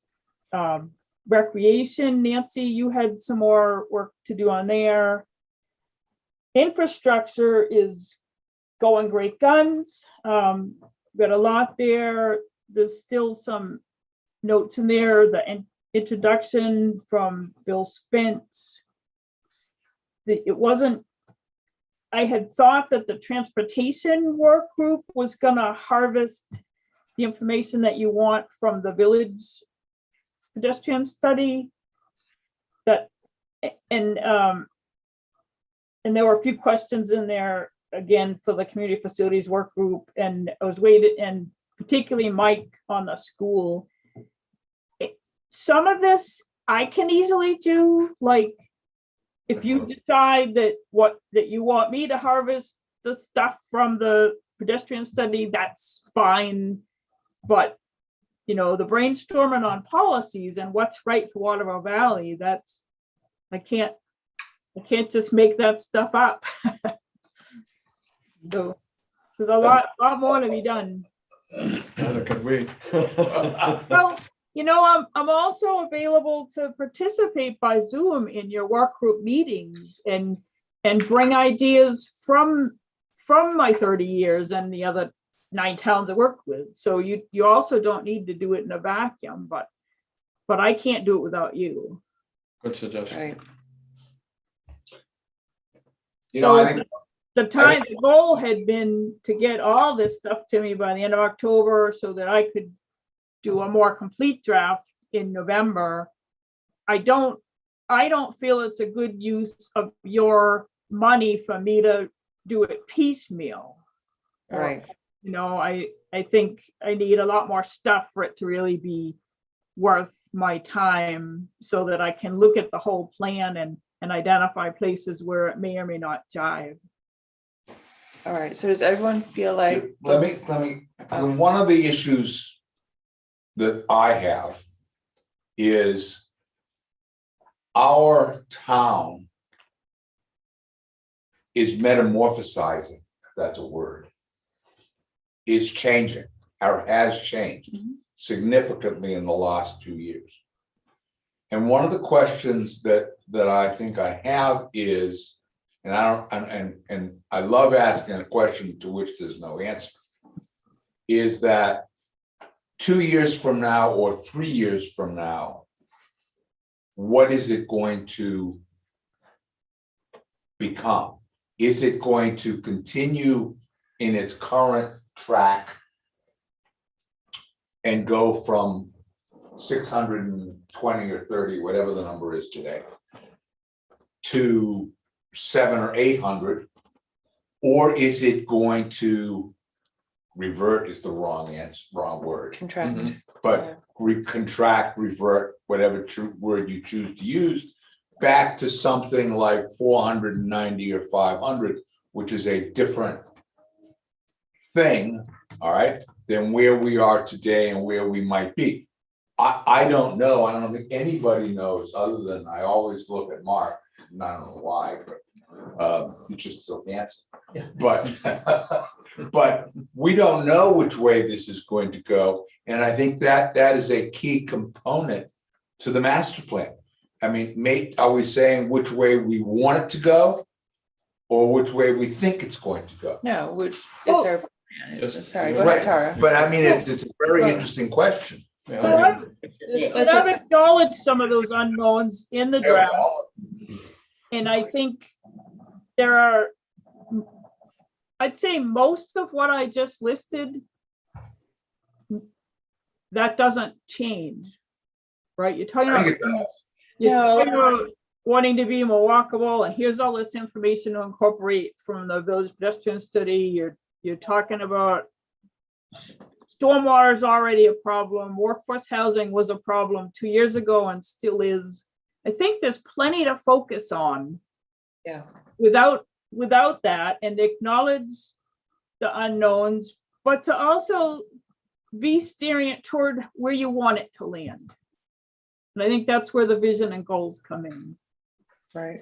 But you know, the reason I ask it, and just to prove that I was a good boy and actually read the stuff that went out to me, is that and I don't know if we're going to talk about this article or not, but one of the things in this article is we are number 10 in most restrictive housing. We are not, though. I disagreed with that. I mean, they're, Tara. number 6 and their least restrictive has larger No, no. lot size requirements than we do. I'm not disagreeing with you. I think that we're not. Yeah. But it was just to me, a scary article when I read it. Right, but the guy who wrote this doesn't have to be the authority on housing. Yeah, look at this Yeah. source. It's just one guy, probably politically motivated. It was published in the Union Leader. Yeah, don't give it too much credence.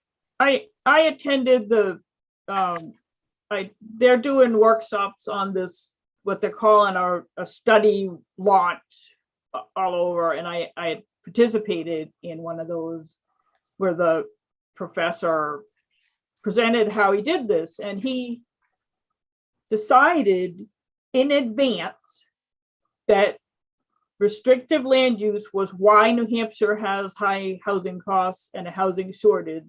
And then went on to show a bunch of graphs that pretended correlation was causation.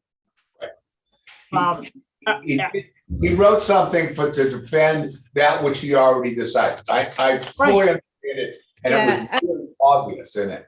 Yeah, and But it got published that way. I just asked for us all to have copies of this so we knew, I mean, it's out there in the public and we need to be aware of that, but we also need to be aware of the shortcomings. I of the study. understand. The thing that scared me, and maybe I scare easily in my old age. Yeah, you do. Is the I just remember I'm older than you guys. Is the second paragraph. Blah blah blah. Where they talked about legislated to adopt regular compensation, which allow homeowners to sue and monetary award. That's the thing that scared me a little bit when I read it. Yeah, well, then fight back, because it's all BS. I mean, where are the young people moving? Boston. Talk about a difference in what it costs to live there. It's a ridiculous assumption that the guy's making in the first place. So I discounted the entire article. I understand. I just some elements of the report I wouldn't discount. I mean, some of the recommendations are recommendations that we planners have been making all along, but I don't know, the whole thing has taken me by surprise because it's being sold, and I'm embarrassed that some in the planning community are participating in this outreach effort because it's being sold as research. And as a planner, I've heard my whole life that restrictive land use raises housing prices, but I've yet to see any research that documents it. And I was hoping to see it documented so I could learn and see how to make it better, but it wasn't there. I think that perhaps one of the best repudiations of this is to go forward with our master plan, Right. where we discuss ways to deal with some of the issues we have with costs of property. And so I'd say let's get back to that. So exactly. So I heard Tara say that the mission and vision and the overview sections are where you talk about where you want the town to go within the period of the master plan. But everything else is just laying out the facts that give you the framework for those mission and vision statements. So yes, the work still, all of the work, whether we're 650, 900 or 200 people, those sections of the master plan that lay out how much land we have left, do we want to, how do we want to be a walkable community, whatever it is, those are more fact-based. Exactly. So that conversation still has to happen, and it's really regardless of where we are with the numbers. Yes. Because we're continuing to add people. There will be things that are impacted because of a larger population, but who knows what it's gonna look like in 3 years. Right. So- And a lot of what Tara had requested from everyone was going back to the original Basic document and knowing what to bring forward. Exactly. And that's stuff that we certainly don't need to be paying her to do. We're all perfectly capable of doing that. So that's, you know, like she's saying, we could just hand it all over to her, but it would be both much more expensive and much less looking like what we as a board would envision. So I think it's important that everyone kind of jump in and tick off your list of what you need. And if people need, I'm sure Tara can send out a list of, you know, who had agreed to what, just in case you've misplaced That might be anything. useful, or reassign. Okay. The easiest way to do that would be for me to resend out that draft where the notes are and then just do a search for the square bracket, because it's all in square brackets. Rather than paying me to harvest it from there, that's. Okay. And you have town staff, and I know Terry's met with department heads and gone over the facilities. That's really important. Transportation, you should be talking to Jim Mayhew and Dave Noyes and Pat Payer, because they're all involved in the transportation system, right? And you can get, there may be things that they can give you ideas or give you information if you're looking for where their calls are occurring and that sort of thing from public safety. That may help you zero in on parts of the transportation system that need to be addressed, right? Okay. And we've done extensive road inspections. And I know Terry's using that in the facilities. So use the staff as well, and they'll help you not be in a vacuum. Okay, so then Tara will send that around, that document around, and everyone Thank you, Sarah. try to keep that, where do we say, the 14th? So a couple weeks to get the rest of that information to her, just to keep us on our timeline. And it is a self-imposed timeline, but I think it's important that we stick to it as well as we can. Okay, cool. Was there anything else you needed on the master plan side of Please things? send Tara? me everything that I need to do. Well, she's gonna do the document and you'll have to Yeah, look through it. There'll be a lot of postage. I'd say to just search for your initials, but there's things in there that the different work groups were gonna do as well, so. All right. So, Tom, Mark, I see that you're there and Zoom. Was there something in particular that you needed to discuss today, or were you just here as part of the public? Tom Myrick. I'm just here as part of the public. Okay, cool. Didn't want you to think we were ignoring you.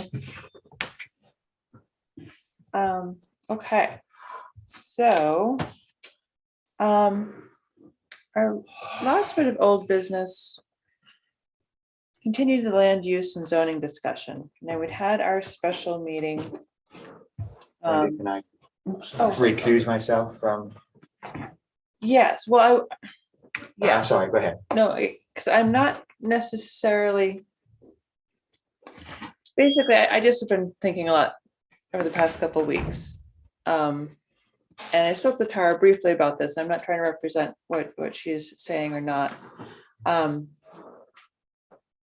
Where I was coming from originally, I felt like PUDs were in a way letting us down over the past year. You know, we haven't been able to use them how we wanted to, and that got me thinking a little bit. And then in a brief discussion with Tara the other day, you know, we're talking about detached accessory dwelling units. Not necessarily, and none of this is necessarily driven or being directed by what Craig is requesting of us. I'm more thinking, you know, thinking back over our issues with what Ben wanted to do with developing the Golden Heights property with, we'd had an email request looking for information on how to do a guest house on a private property. And, you know, I was like, well, that's not allowed. And so all of those kind of swing around in my head. And I wanted the board to think about detached accessory dwellings, detached accessory dwelling units in all the zones in town. Basically, I just got to thinking that we know we have a housing issue for workforce, for affordable housing of any sort. And if we were to look at allowing these, would this give us more flexibility? And if we were to allow them, use the PUD structure, so that so say an individual who owns a lot anywhere from LDR to VC, if they were interested in having something like 700 to 1200 square foot detached dwelling on their property, would that be helpful for the town? Again, I'm not necessarily directed by anything specific, but And it's just- and I was also thinking about it because of what's being built near us. And the 22 units that are going to be built presumably in the next 6, 7, 8, 10 months, whatever they are clearly not designed to be those smaller, affordable right units. Exactly. All right. Which is not a negative thing, all right, but does not solve or attempt to solve the issue of workforce housing, let's call it that. And we know that it is an issue and we are not solving it. I think is what you're saying. Yeah. And I think that a charge that we have to look at as a group is that issue. What we've done is not solve it. Right. And I don't know how we solve it, but I think it is something that that we should be looking at. Right, and I've done a little bit of research, and of course, the attached accessory dwelling units are required to be allowed by the state, and we have that. But the detached, you know, I was just going down the pathway, say someone in LDR on a half-acre lot with the appropriately sized house so that it would meet, you know, setbacks, lot coverage, et cetera, et cetera. Why couldn't we look into allowing a smaller structure on that property as well for a smaller residential? Because they wouldn't want it. Well, LDR would get pissed. Well, But that's a would town they meeting. though? That's- I mean, that's what I don't know, So- because, I'm sorry. yeah, no, go ahead. So you're talking about accessory buildings as. Yes. Right. 'cause that- Residential. Right, so in a definition, a detached building subordinate to the principal building on a lot and used for purposes customarily incidental to those of the principal building. Right, So in this case. Detached. As a residence. as the residence. Yeah. So then you get to questions of purpose, I guess. Yes. There's a number of different things going on here. Is this, say, a guest house for people who come to visit you, or are you going to use this for commercial purposes? So you start getting into those sorts Exactly. of Yeah. questions. Yeah. It and sounds like that's- commercial lodging.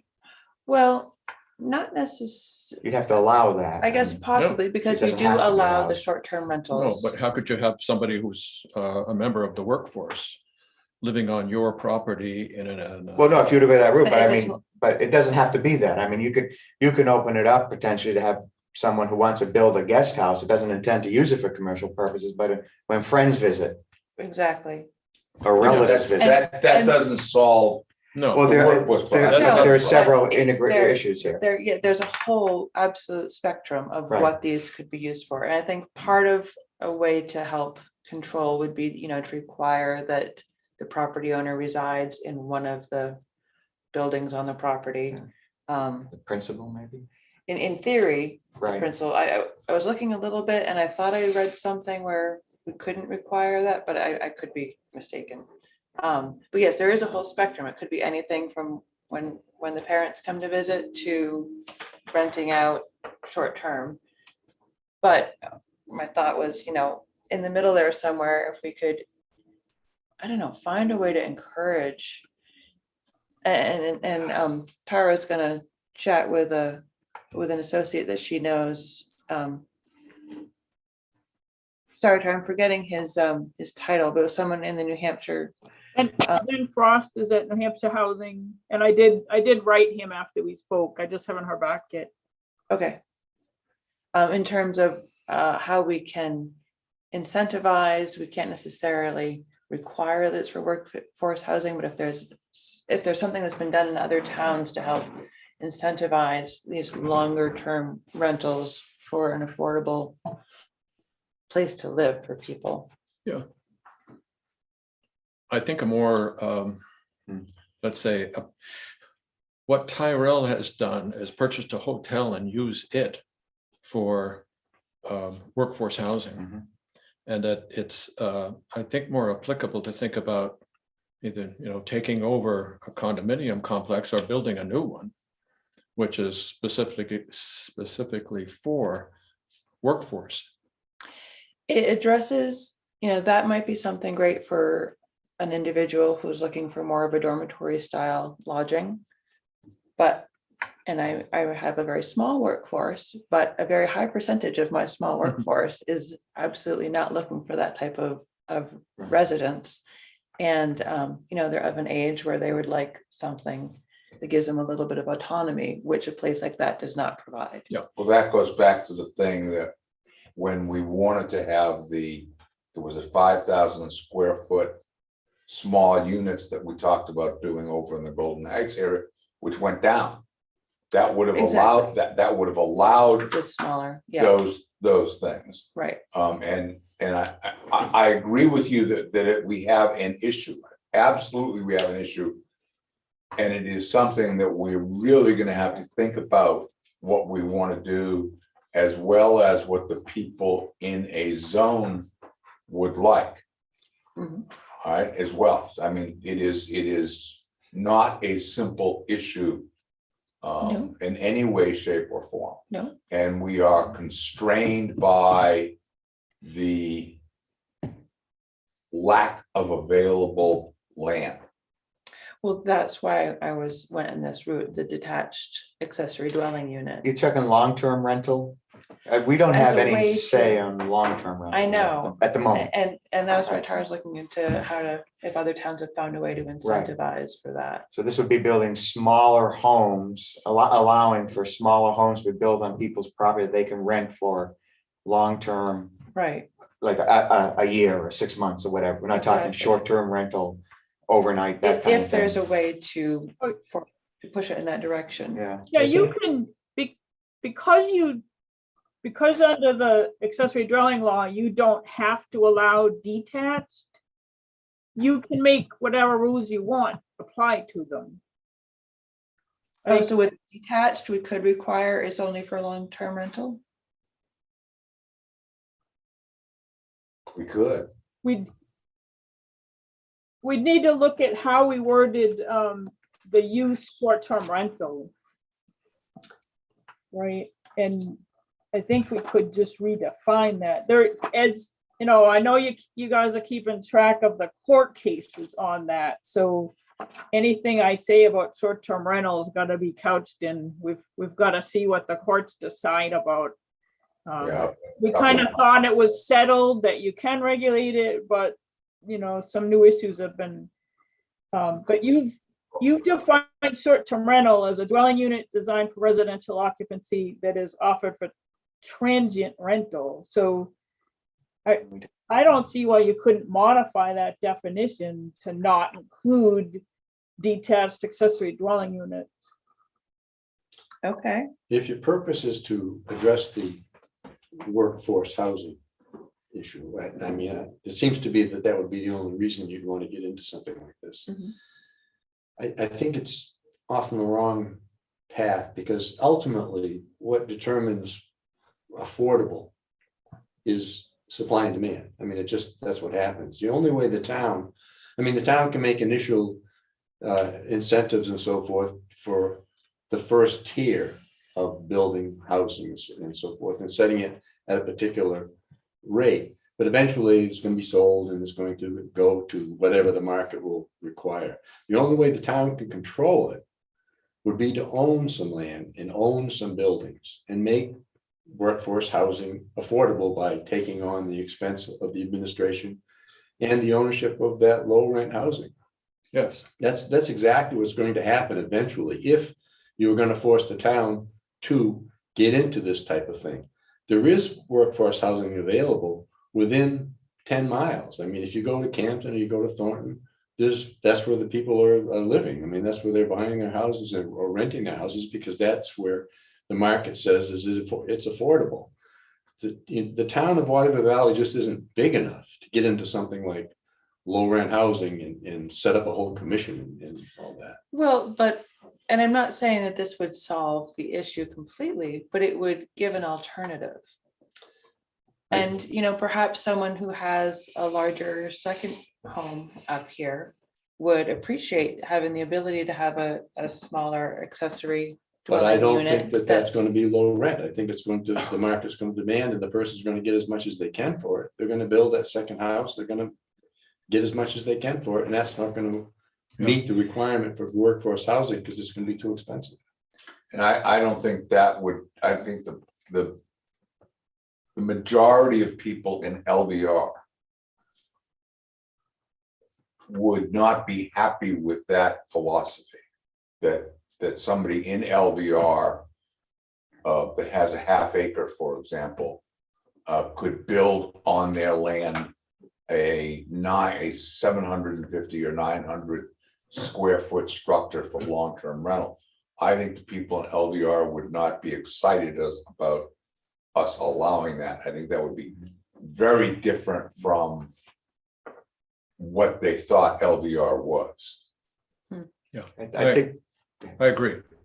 I think fundamentally that if you were to try to build one of those structures on, say, Cascade Ridge, that everybody who lives there would be objecting vehemently. Yeah, Well, without- to do it anywhere, those developers. without prejudging or prejudicing any particular as a politician, I have to say this, any particular resident that lives in any particular part of town.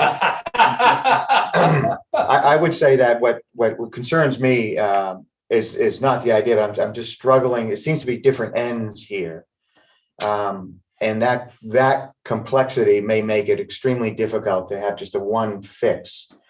On one hand, we're talking about, say, small detached, you talk about a spectrum, right? Small detached units or housing that people can give, for their guests or relatives to visit, but also serve as rental. Do we mean short term, moving through that to long term? I'm not sure those goals would be compatible, or people may, for example, people may be quite okay with having the ability to build a smaller structure in the property so their friends and guests could stay there. That may be acceptable. Well, that's a non-commercial use. Right. That's why I'm saying there seem to be different. That's different goals right. here. There are. I agree. What we're faced with and I absolutely agree. We have an issue with workforce housing, and the resort found a methodology with, they just bought they bought a building, and that's how they're doing. But that's the market at work. I think Terry's comments are. There are two different issues here. And I think that we have to address them both. And we have to address them both within our existing land in LDR, for example, and other land that there's very limited land that is still available, which may be used for that in the grand scheme of the town / Tyrell's master plan. Right. No, I guess all I'm saying is if you're really talking about what we're calling workforce housing, but really talking about housing units that are more affordable, so that people who work here, or actually anybody who wants to live in Waterville Valley, and we're talking houses, that's maybe a separate question we ought to talk about, as opposed to allowing people to build small homes on their property so that for non-commercial purpose. Maybe that's a way to approach it as opposed to us trying to cover everything in a spectrum, if I understood you correctly. And I like Terry, I don't know how we resolve that. I mean. No, I don't think there is an easy resolution. I think maybe Well, you we've could even tried. go as far as to say there is no resolution Right. because there's so little land left in Waterville Well- Valley. The only principal landowner, the only owner who owns larger pieces of land that may be able to be used to address this problem Right. is Tyrell. And we All did the try other to address land, it. no, there's, look, all I that. don't think we really tried to address it.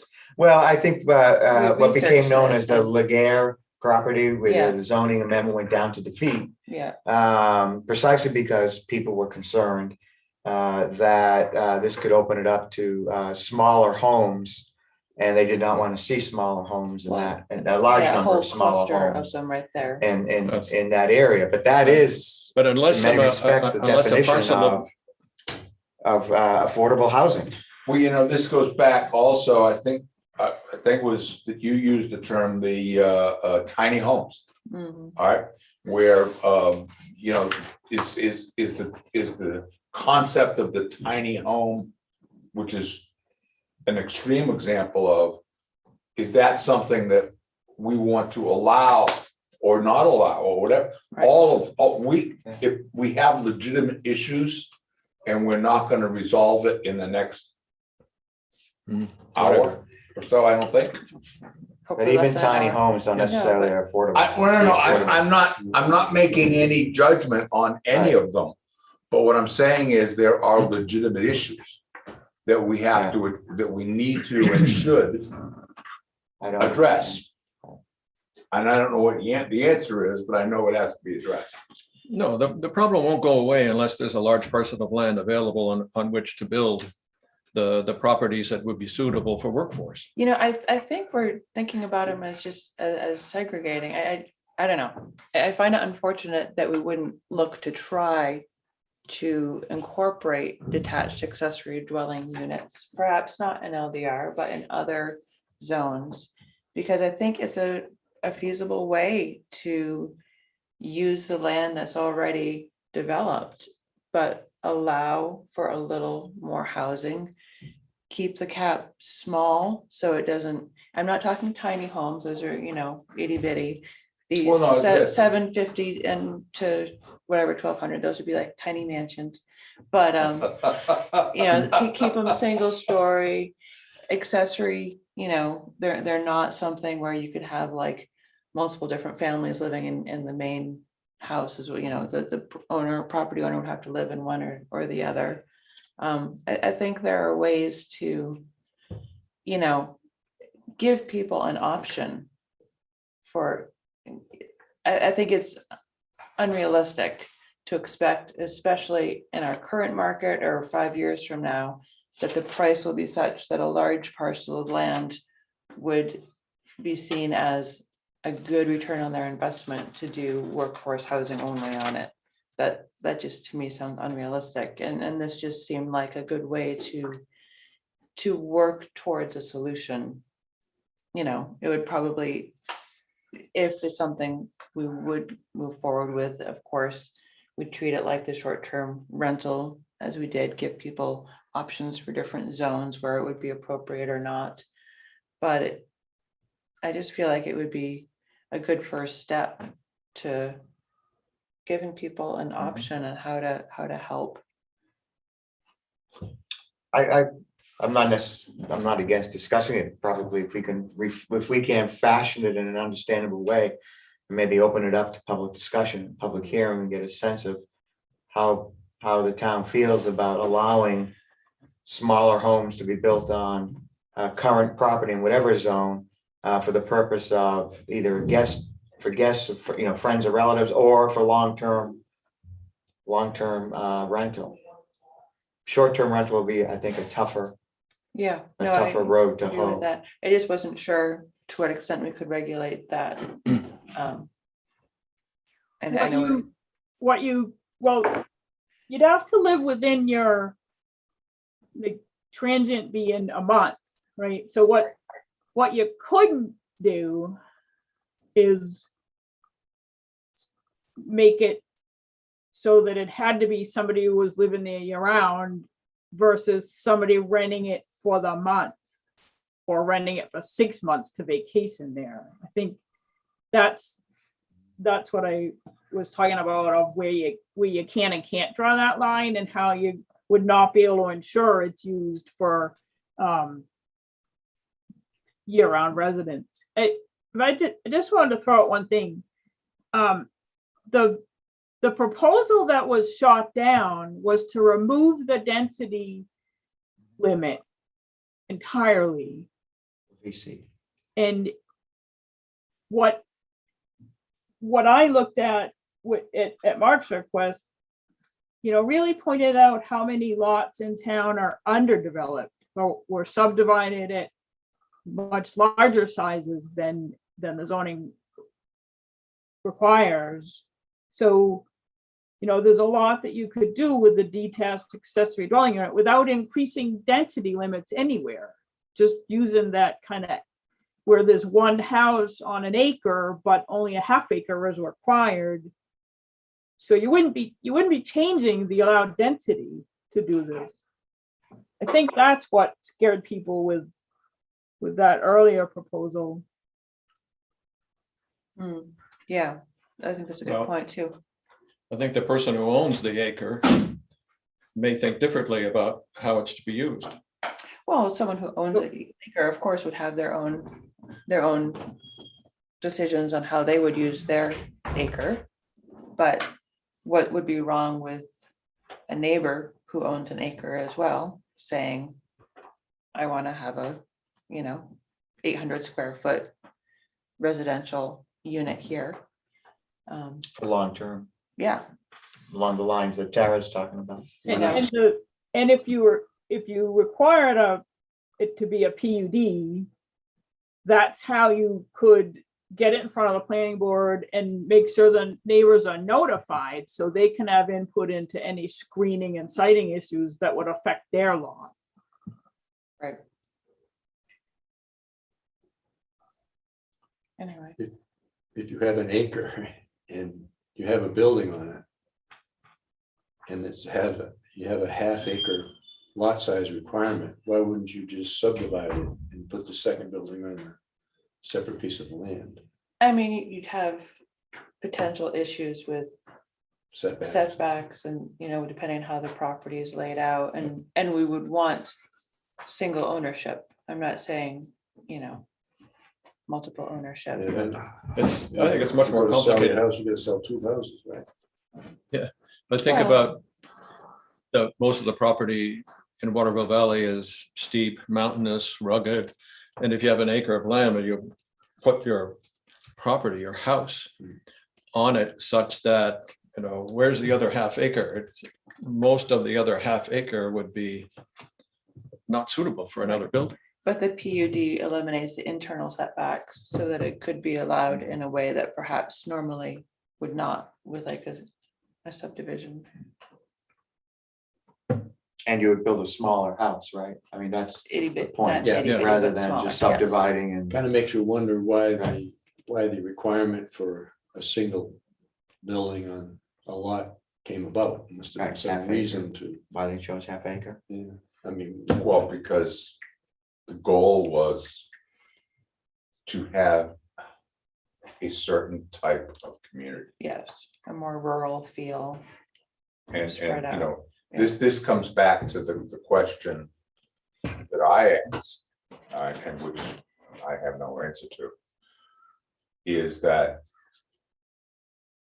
is what type of community do we want our town to be now? And where will it be? We know what's happened today, and what is gonna happen 3 years from today, when God willing, we finally aren't in any kind of pandemic. And are these people that are there now going to continue to stay? All right, for example, is our school, put on one of the other hats, is our school, which is now at 55, is that going to continue to be at that kind of level as opposed to what it was 3 years ago? That's a significant question to ask. Right. Because that goes back to the question of what type of homes do you build and everything else, that this is all tied together as to where our town, which we care and love, where it's going to be, where it's going to go. Right. Yeah. And it is and all of which is tied into what you're saying. Right. I think there is an argument that people would make that there's plenty of affordable housing in Waterville Valley, in HDR and VC. There are people who grew up in apartments all the way through high school. So you can buy now is a tight market. It may not be anything to build, but as Terry said, that's a function of the market that we have no control over. But if a worker or someone who wants to buy a home, their first home, do you start out in a condominium of 2,200 square feet for, I know this is unrealistic these days, but 300,000 or whatever? Is that your first step up? In Waterville Valley, it would be. In Thornton and Campton, not so much. Do you want a home or do you want to live in an apartment-like structure? So, I mean, there is that argument. And there are more and more people today that are living in, for example, Black Bear and Golden Eagle, that are living there as their primary residence. Yeah, but that was partially, look upon the pandemic as a market force. And that these people who are living in Black Bear and Golden Eagle are there, they were pushed there by the market force of the pandemic. And that, if the pandemic were to let go, God willing, I wouldn't bet on it. But if that happens, then I think you would see this release of the tension that drove people into this type of living. And that all of this congestion that we're experiencing now, I think has largely been caused by it. And that the market force will go in the other direction. That may be, but the other thing that I'm seeing and talking to our realtors are, for example, some of those people are waiting for other development.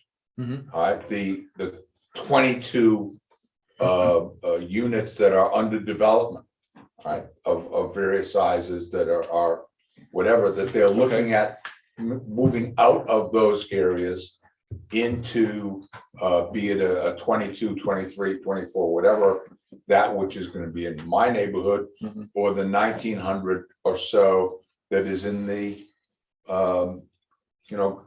in the area of, I guess that's part of the Moose Run community.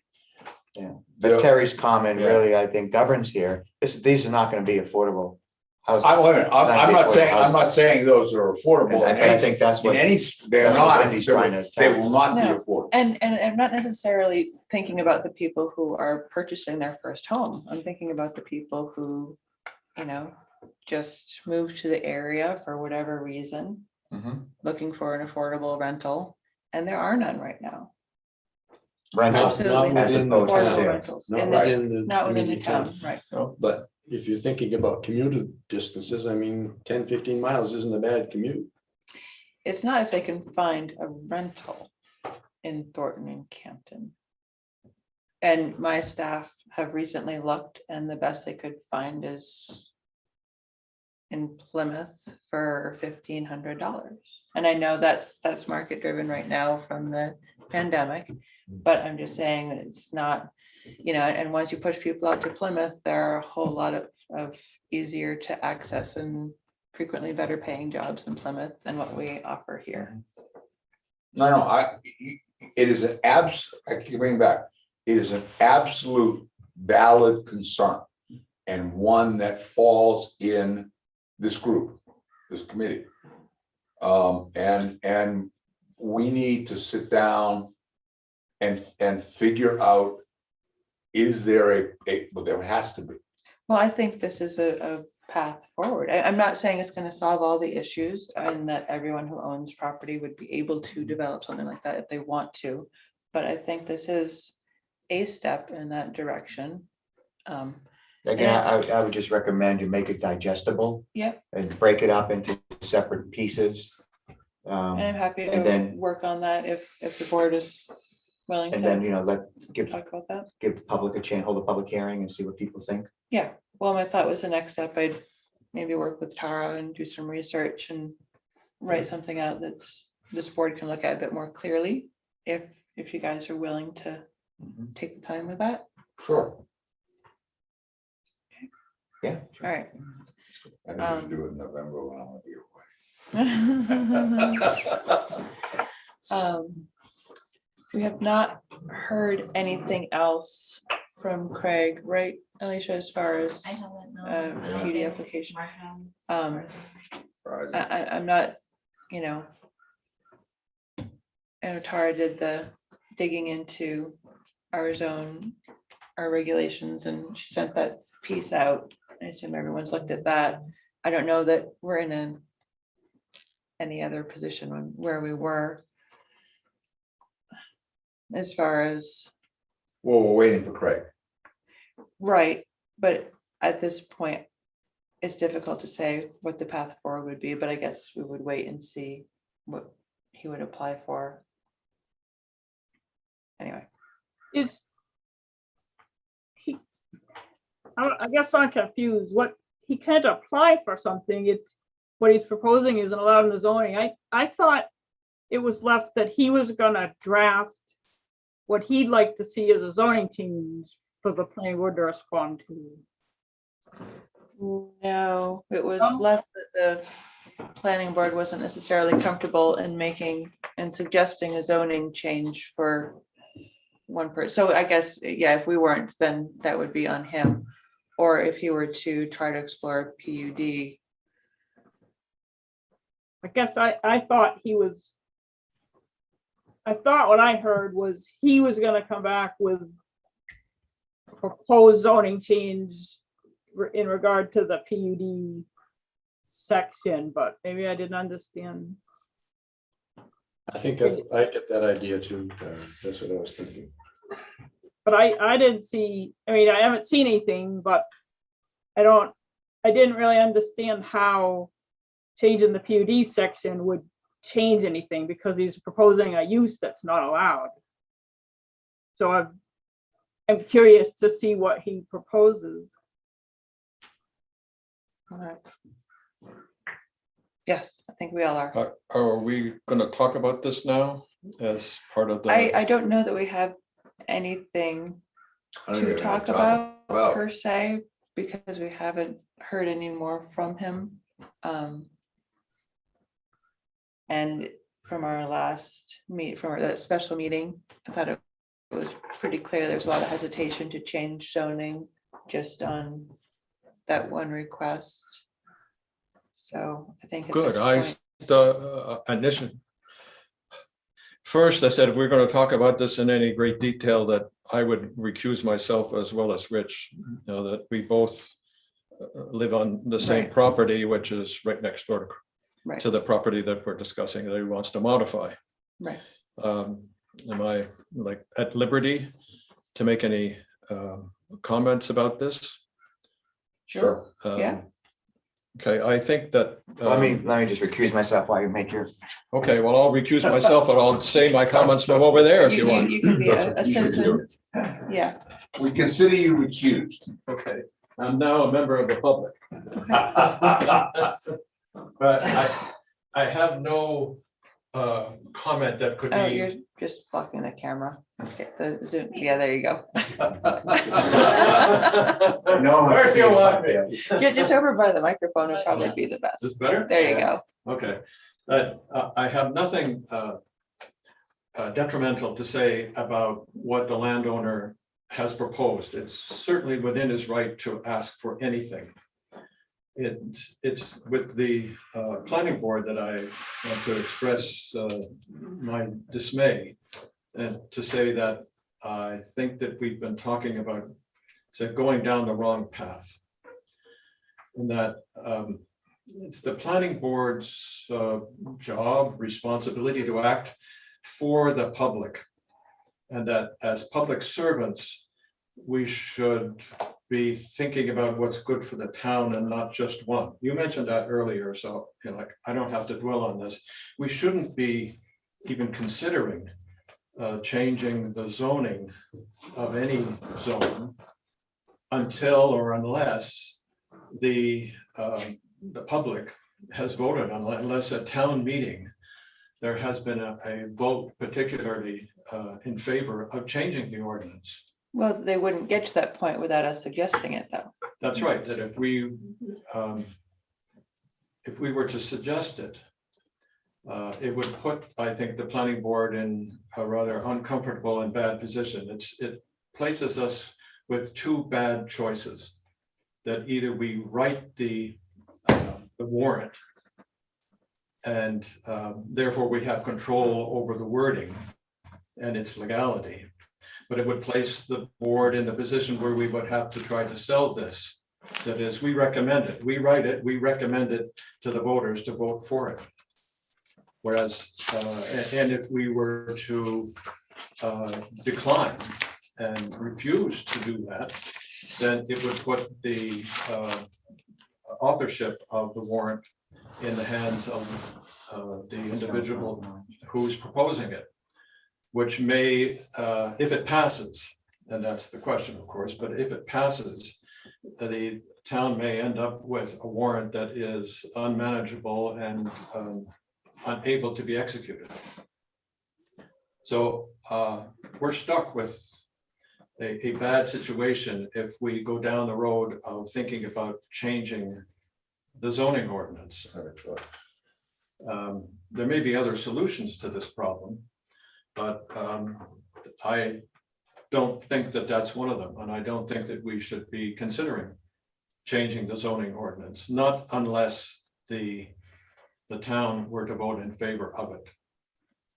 That we have another significant problem, and that is that as we went around the table at the last meeting, and we were asked for our opinions, there are a number of people who, at least two, who said that it's very important that the town maintain a golf course, that the golf course should succeed, and that they were concerned that if the golf course were to fail, this would be detrimental. And I believe that most of the consideration of that came from a statement from the landowner that the golf course doesn't make money, and that you needed to have these cottages, the revenue from it, in order to succeed. But as public servants, I think that the planning board would have to ask for substantiation of that statement if you're going to use it as a basis for coming to the conclusion to support a change in zoning ordinance. So I think those are the two areas where, because if this amendment to change the zoning ordinance were to fail, and there's a reasonable chance that it would. Well, there is no amendment right now. No, but that was one of the solutions that was proposed. Right. As the way in which to satisfy the request from the landowner. And if that were to fail, I think that it would be quite detrimental to the reputation of the planning board. Well, I think it's also on the planning board to be open to hearing what residents and property owners are interested in doing and be open to discussing those things. And if something is appropriate for the town to carry it forward, I don't think our reputation is something that, you know, it's our job to entertain and to hear and to whittle through. I think that the planning board suffered a loss of reputation from the last failure of warrant with respect to the size, in particular, the density. Well, again, I'm not sure reputation is. Well, the planning board is supposed to be to act in the public's interest. The public depends upon the planning board to know a lot more about these issues than they do when they come to vote. And that whatever is recommended by the planning board is having been considered and in particular interest of the town. Yes. And I don't think we've acted in any way against the interest of the town. I think when, you know, we had certain goals, if you refer back to the defeated proposal for the lack of minimum lot size in BC. That was part of our desire, what we're working towards, to increase density in the town core to help with the town's infrastructure in the future. I think we were absolutely acting in the best interest of the town. And that's what we've been charged with. Just because the town disagreed with us doesn't mean we had egg on our face, so to speak. I think Nancy was looking to chime in there. Yeah, I mean, that's exactly what I was thinking. We need to do what we think is right, and whether or not the town votes for it does not have any impact on whether we're doing what we think is right. And we did put a proposal out, which I still believe was the right proposal, and I bet that some of the people who voted against it probably wish they didn't. So I don't see how they're related. But my other question is, Right, they're not. wait, I have another question, which is, you had mentioned that if we write the proposal so that it's actually something that could be acted upon, that somehow we have to say that we are now behind it. But I'm not sure that's actually true. I think, and correct me if I'm wrong, can we not help with the writing so that it's actually legal and doable, but state the planning board does not support this? That's a question. Well, ask Tara, because I don't think that's possible. Well, let's ask. I just don't have any experience with a town helping someone write a petitioned article. When you propose a zoning change to town meeting, you're proposing it. It automatically is something the planning board supports. If I come in with a petitioned article, you have to have a public hearing on it and you vote whether to support it, and that vote goes on the warrant and the ballot. But I just don't have any experience with a town that's helped write a petition amendment, so it can't. I just don't. Right. My understanding, because I did some research on this afterwards, is that there's kind of a delineation. Is it something that we are writing? And if we are writing it, we are supporting it. If it is something that an individual is writing, we can either support or not. Correct. That's what my research told me. And I think that it kind of falls in the category, if we help write it, then we are writing it.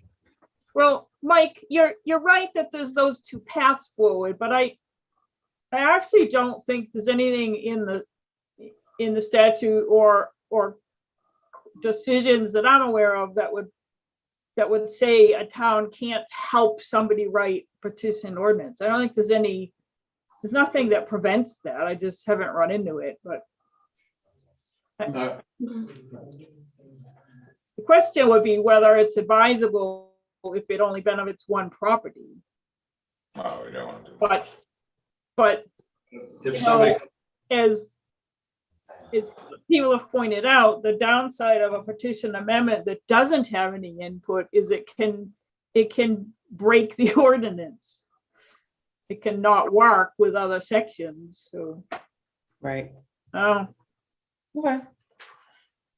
Well, I appreciate your comments, Phil, but I'm not. yeah, I say, as public servants, if somebody comes before us to say that they have a proposal that is obviously in confrontation with a zoning ordinance, that the planning board's obligated to reject it unless the town votes to change that ordinance.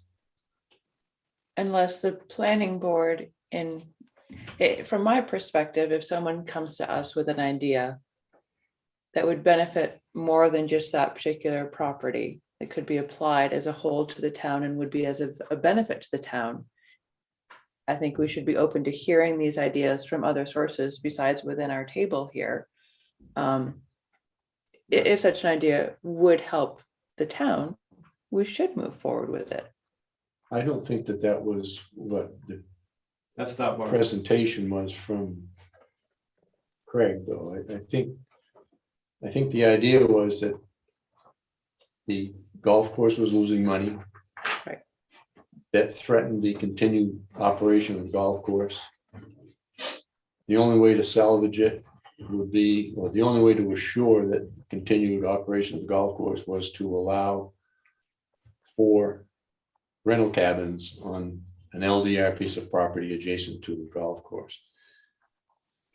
That, to me, was what I understood to be the reason he was coming before the planning board. Right. Not because he had something that No. was for the best Yes. benefit of the town. Yes. And it just seems to me like the planning board is getting led around by the nose here. Because in fact, there already is a method to deal with his request, and that's the zoning board of adjustment. And I don't know why the planning board didn't just say, I understand your situation. You know, you should be going to the zoning board of adjustment and see if you can get a variance on that piece of property. Right. That would be, I believe, the established way of working it. Now, I understand what you're saying, is that Craig came to the planning board, said, I have an idea here, Mhm. and I would like some help with it. But I don't think the ZBA can do it. Yes, can. It can? They can't within state law. Lots of zoning boards operate outside the statute, but that would not be a valid reason for a variance. Use variances are really tough because what you need to basically be able to show is there's something weird about that lot that doesn't let you make any use of it. It's not for somebody who wants to do something different than is allowed in the zoning district.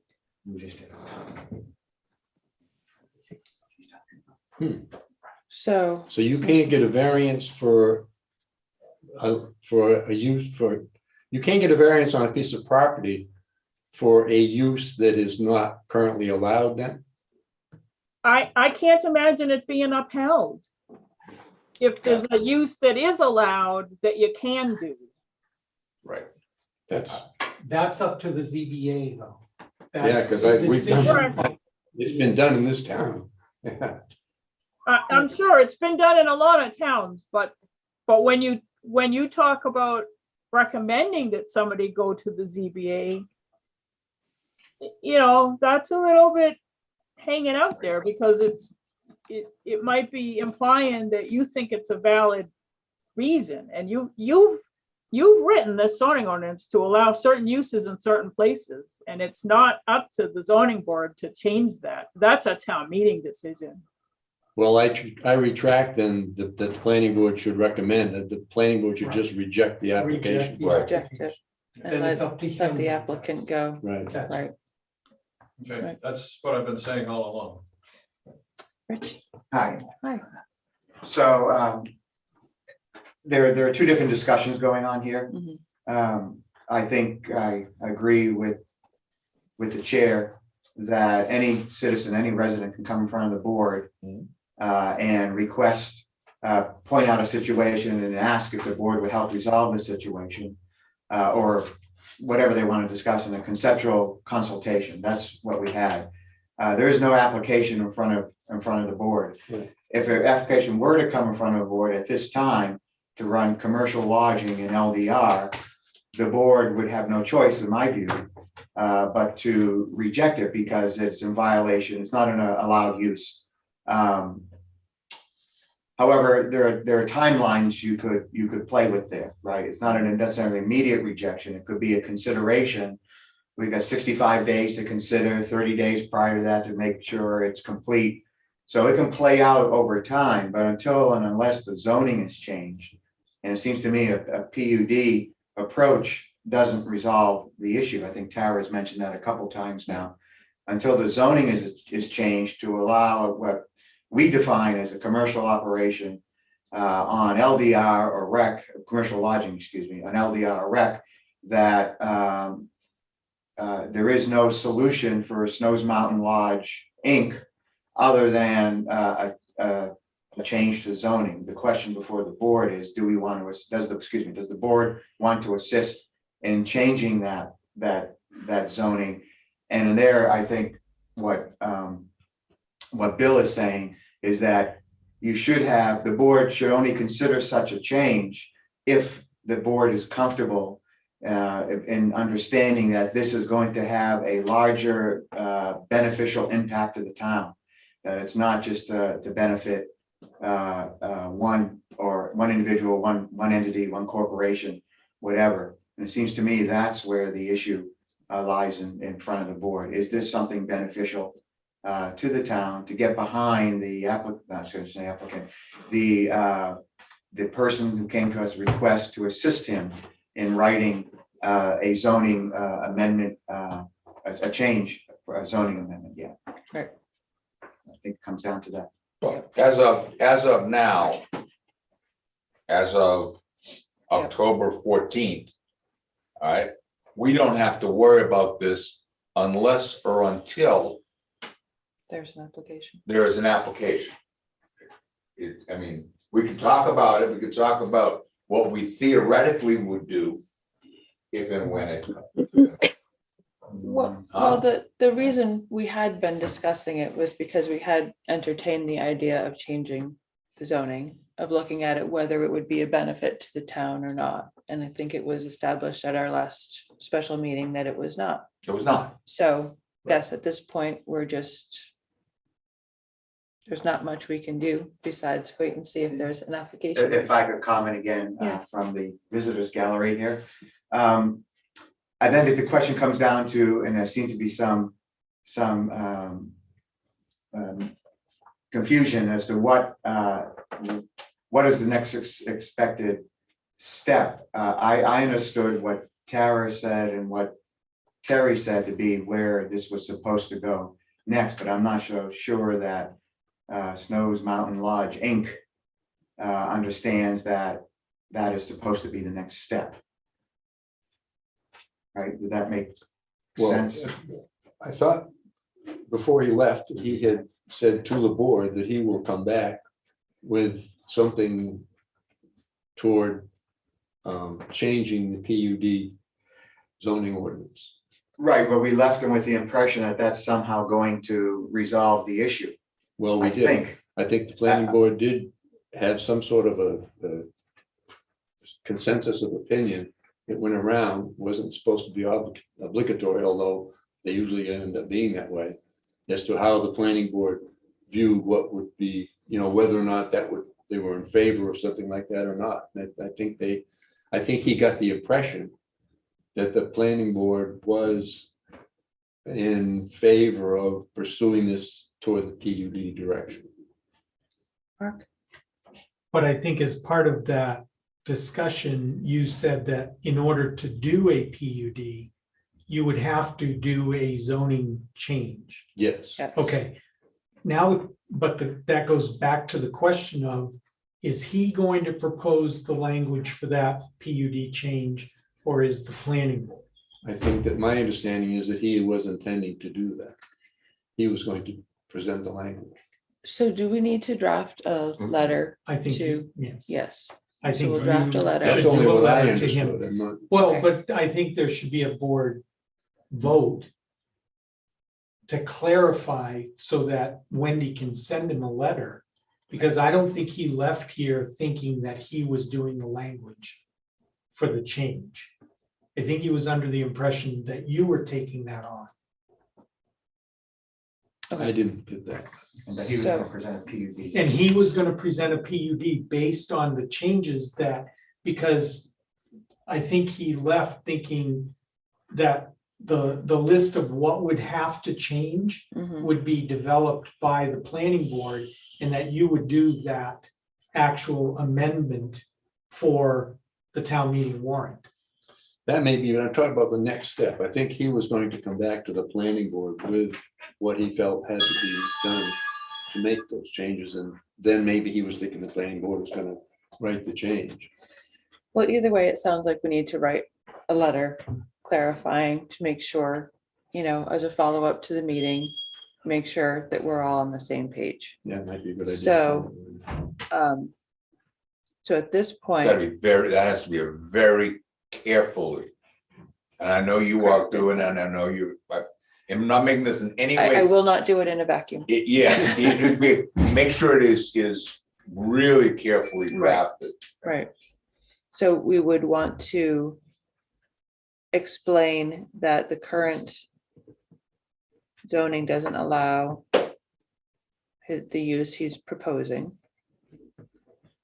Yeah, you have Tara and town council Yep. to provide, but that's one of the reasons that I'm standing here. Maybe the principal reason is that last meeting, we went around the table and asked for opinion. Yeah. And I think when Craig walked out of here, he felt secure that he had the votes. I understand that. So at this And I point, think that's where what I'm talking about is misdirection. so that's what I'm Maybe trying I should to. just shut up now. So just the points to be made in the letter. I mean, the current zoning doesn't allow the proposed use, kind of sums it all up. As far as next steps, we would say he is more than welcome to craft an amendment. And I'll work with Tara and Mark to make sure that this is all buttoned up and said appropriately. But those are the two main points, right? I think what I thought was that he was gonna come back with what he'd like to see in an amendment in time for the planning board to decide if you wanted to pursue it or whether he should do it as a petition amendment. So. Right. So just to clarify that he can craft the zoning amendment that would allow for the changes or that would allow for the usages that he's proposed. And that you're happy to give him some feedback on it, I think was the key thing in there. And then he can decide based on your feedback whether he wants to do a petition amendment.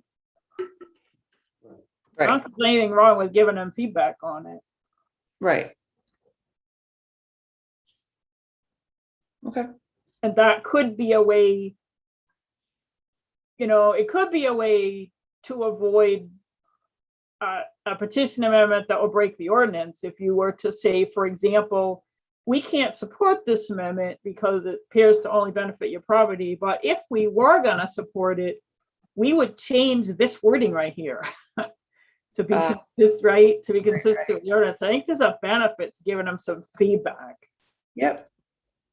Before the deadline for a petition amendment. Right. Okay. So we'll craft something with those main points and make sure it gets to him quickly. All right. Everyone happy-ish with that? Happy-ish. Happy-ish. Okay, Good word. cool. You guys can come back now.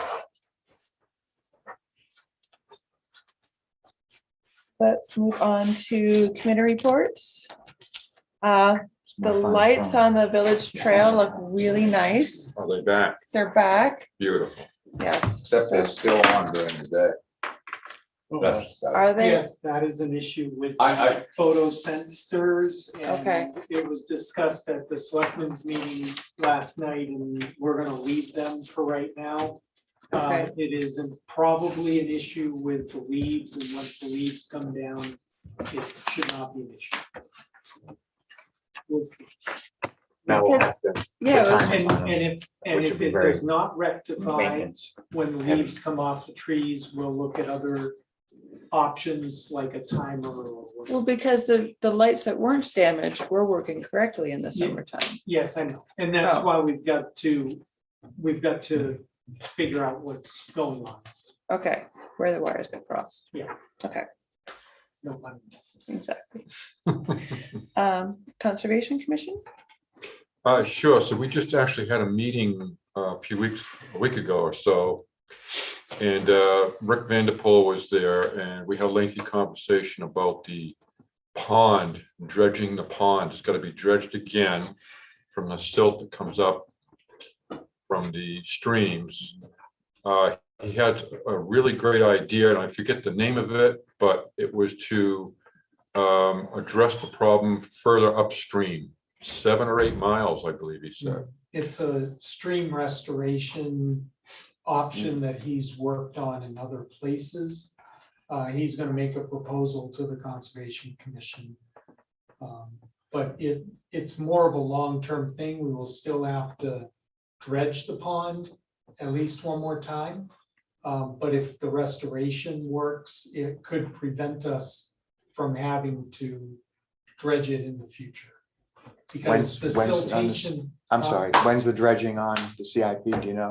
Right now, it's in 25 or 26. 26 miles upstream would put it. No, the year. 2026. No. What you said is 6 or 7. what you said 6 or 7 miles upstream. Yes. Puts that in national forest. Yes, oh, yeah. Oh, yeah. And he's done work with the National Forest I'm just- before, so If I don't- it is part of. Mike, stop being involved. Stop being involved. Stop being involved. That is part of the discussion, absolutely. It was a really very interesting idea. It was gonna really help a lot. Save us a lot of money. Yeah. And it's much less expensive than dredging, so we spend, a fraction of the cost more to do the restoration at the time that we do the dredging, and then we don't have to dredge as often. Okay, that's interesting. We also took a little field trip and with Mark at the new property the town property, and discussing the cross-country ski trail, which is going to be moved a little bit. Again, with the Forest Service and HB Highway, if everyone's familiar with that trail, that's going to be moved a little bit again. HB Highway is? The trail leading to it. The pond loop. Yeah. Oh, that pond loop is being moved. Where you Yeah, come I've seen down HB Highway, you got to go somewhere. and Yeah, I've right seen now you can't. It's going to be I saw discussed that. with the Forest There'll be a Service. connector between the pond loop and the HBI. Yeah, it's just a slight change. To be but- replacing the connector that was there. That's right. Okay, that's fine. Yeah, but that was discussed on the field trip, and Lisa was with us during the in-house discussion about the dredging of the pond. So thank you, Lisa, for being there. And we survived a bear while we were. doing the Yes. We're standing there talking, and a huge black bear, yeah. A Beautiful very bear. large Mr. Black Bear who was obviously in the Waterville Place. And this was during the morning hours, like It was. 9 Like 9 a.m. or 10 o'clock. Yeah, they're As long as you can run faster than the next lowest guy. That's it. I could beat everybody there. So I was good. It was gonna be between- We haven't had any real bear encounters though. They're very shy. The bear was not interested at all. He No. just was He was walking. Doing his thing. still- Yeah. It's getting ready for winter. Yeah. Yeah, they're searching for as much food now as they can get. They clean up the dumpster. So good, that's exciting. Nice. One question. Yes, sir. Is it the landowner who is situated at that trail location? Yes. Is he helping you in any way, or? He is. He's the land that the town purchased in relation to the cross-country ski trail, the pond loop. He is not changing that at all. We did put a little dog leg in there, but that's been in there now for a couple of years. Yeah. And he's fine with that. So it is still on his land, and that's okay. And we're fine that he's helping us out with that. So we're okay for now. Great. So I'm just. That jug has kind of been cut a while ago.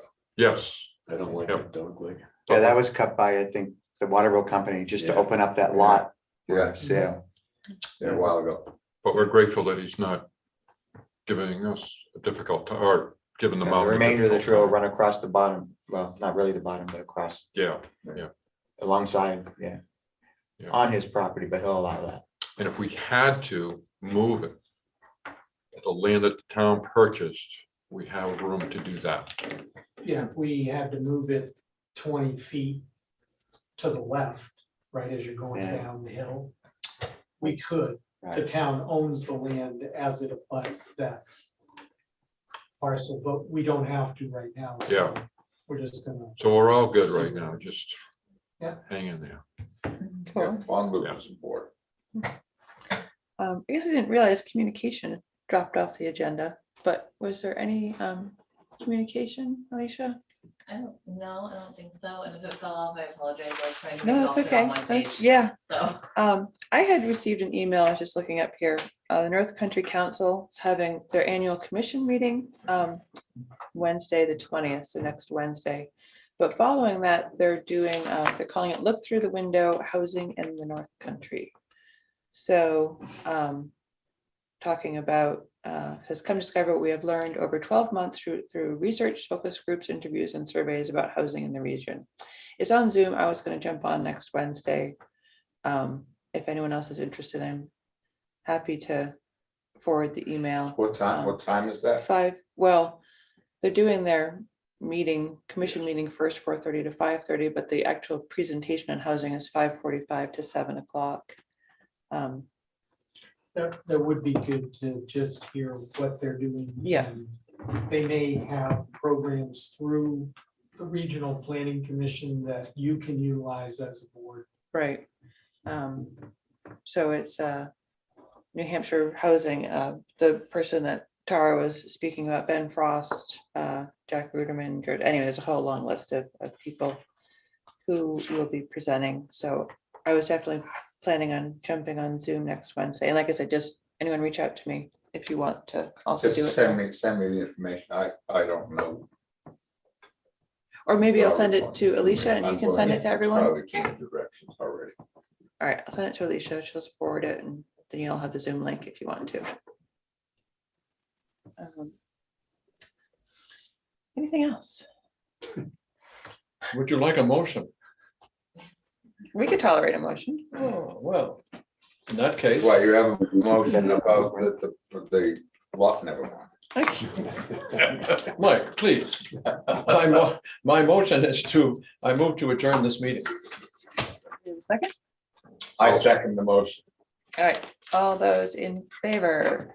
Mike Capelli, aye. Rich, aye. Wendy, yes. John, yes. Bill, yes. Nancy? Nancy Knight, yes. All righty, we have lost What Bill. is the date of the next meeting? 'Cause I think I'm Oh, in that's Europe. right. I didn't do the calendar review. I'm sorry. Skipped right over that. So next November meeting, 18. November is it the 11th. second Thursday? Yeah, November 11th. Good, I'll be in Armistice Day. Italy. Used to be Armistice Day. Yes, Yeah, it still is. Well, it's Veterans Day, right. and it's moved to the Monday. That's perfectly okay too. Yeah, I will in all. Maybe not in the likelihood Commonwealth be there. countries. It's still Armistice Day, right? I think I'm in. I'll sell you Italy a or Croatia. I think I'm in Croatia that day, Okay. hopefully.